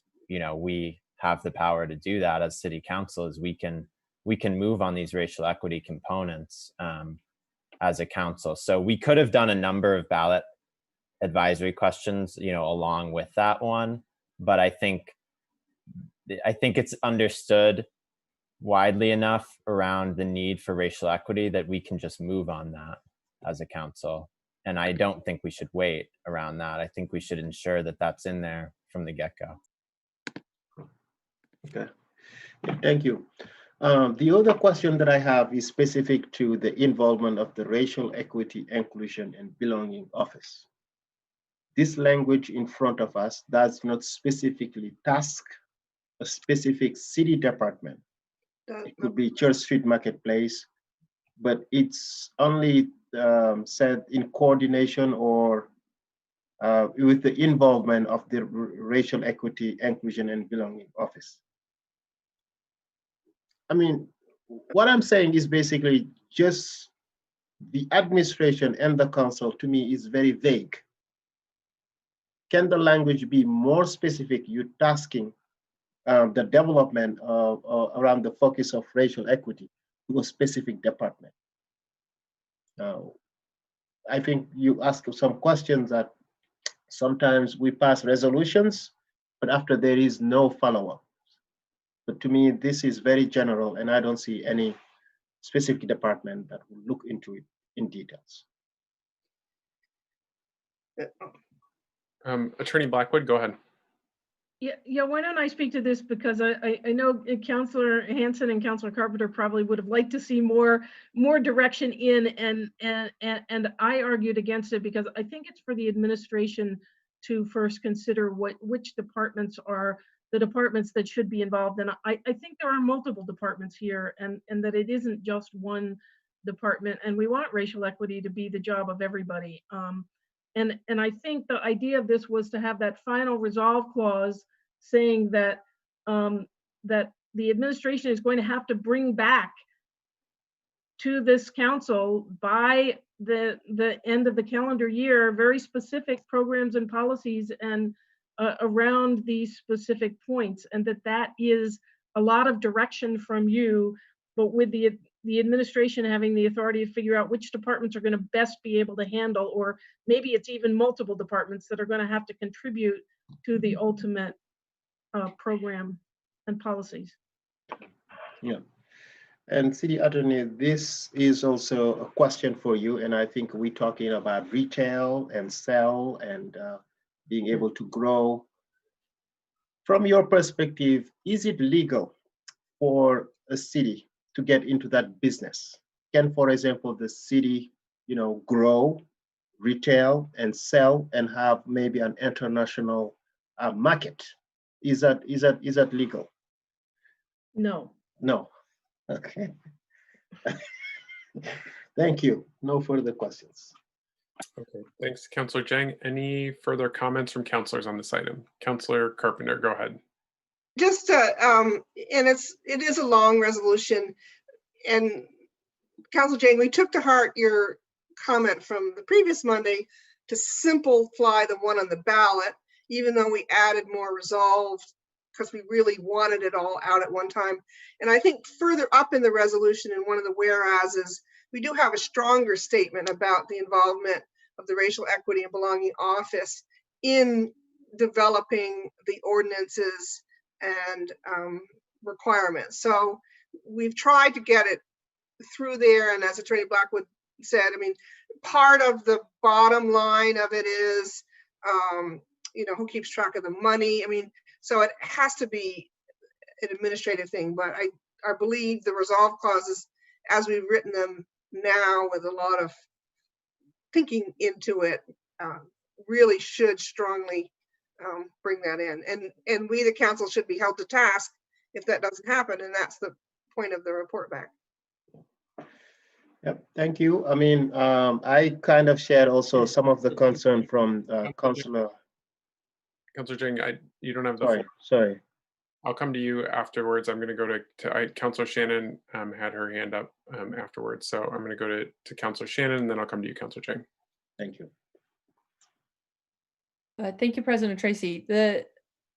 I wondered if Councillor Hanson thought that, and also perhaps Attorney Blackwood sees the date as essential in this ballot question, and if that's not something that we could make a decision on when we have a little more information, because the state is still changing their regulations. Now, what if the state decides that everybody can start selling in May or July, and we have this question on here that says they're going to start in October, and then we would have to bring the ballot question back. Isn't that something that if we just took that language out beginning in October of 2022, if we took that out, then we could make a regulation by ordinance, because we're only required to go to the voters to get permission to do retail sales. We're not required to have this date in there, and we could then decide the date at a later time when we know more. And I'm interested to hear if that might be acceptable, actually. Attorney Blackwood, are you able to speak to that? I don't think we have any authority later to change what the voters have said, because if the voters vote and say, yes, we're going to allow retail, and the state says, here's your license, you can have retail, I don't think there's anything in there that gives us the authority to say, well, no, you can't start till later. Except to the extent that we could do it through a local control commission, which I don't think could do it just kind of as a blanket. It could be that you could have certain conditions or something like that, but we don't know exactly what, until the Cannabis Control Board of the state tells us more about what the local control commissions are going to be able, the scope of their authority. We don't really know what we're going to be able to do. So that's my concern, is I'm not sure you can change the timing once the state issues them a license to operate, except by the exercise of your local control commission. And I'm not sure it can just say, oh, we're not giving any licenses, even though the voters have authorized the sales, we're not going to give any licenses for 5 months. Am I understanding correctly that even with this language in here, this date may not be binding because the state supersedes whatever, even if the voters say, we're going to start October 2022, if the state licenses early and the voters have given permission to sell, then they can start selling? Well, it's possible that the legislature could do something that could make this date invalid. You know, they could say, you know, and no town, you know, they could pass a law that says in no town can authorize a different date than the state, for example. They could do that. I don't think, though, that just they're issuing a license, when we say, when the voters vote saying we believe this beginning of 2022, for the reason that I said, that they've said we could do this at a special election at any point in time. So we could wait until October of 2022 to vote. Okay, so my understanding then is that you feel that having this date in the ballot question is useful. It is useful if your purpose is to have all retail sales start at the same time. It seems to me it's useful. It's not beyond challenge. It doesn't mean that I know absolutely it will go into effect, but I'm giving you the rationale for why I think it may make sense. Okay. And you're saying that if we don't have that date in there, we can't at a later date say we're not going, because we're not the ones giving the licenses, we can't then at a later date decide we're not going to allow anybody to do retail sales until October and make sure that everybody's aligned. We won't be able to do that after the fact. Right. Right. Okay. I mean, I don't know that this will be effective either, but I feel like what you're suggesting, I don't think there's an argument for it to be effective. Okay, thank you. That's all. Okay, Councillor Jang. Yep, I was just going to comment quickly that I share some of the concern from Councillor Shannon in terms of we might lose people with licenses to go outside. But at the same time, I think this is new to both the state, the city, all municipalities. We need to pass something and then adapt as things, since we have the option to regulate via ordinances. Yeah, I just wanted to make that comment. Thank you. I'll support this. Thank you. Was anyone else looking to speak to the resolution? Okay, seeing none, let's go to a vote. Although, let's have the city clerk please call the roll. Councillor Carpenter? Aye. Councillor Jang? Yes. Councillor Freeman? Yes. Councillor Hanson? Yes. Counselor Hightower, Yes. Counselor Paul, Yes. Counselor Paulino, Yes. Counselor Pine, Yes. Counselor Shannon, Yes. Counselor Strongberg, Yes. City Council President Tracy. Yes. 11 ayes, 1 recusal. Okay, so that passes unanimously. That is our final item on our agenda. Point So, of order. Yep. President Tracy? Yep. I just wanted to confirm that we adopted our consent agenda, because if we did, I missed that. yes, we did. Okay. Yep, thank you for that. I appreciate that, but yes, we did. So, and we've done all the other items at the end of the agenda. So, the last item, 5.07, was postponed until next week per Councilor Jang. So we'll take that up on the 25th. Is there a motion to adjourn? So moved. Moved by Councilor Jang. Is there a second? Seconded by Councilor Hanson. Any discussion? Hearing none. All those in favor, please say aye. Aye. Aye. Any opposed? Aye. Is that an opposed or? Okay. No. Okay. So we are adjourned at 10 p.m. See you next week, councilors. Thank you.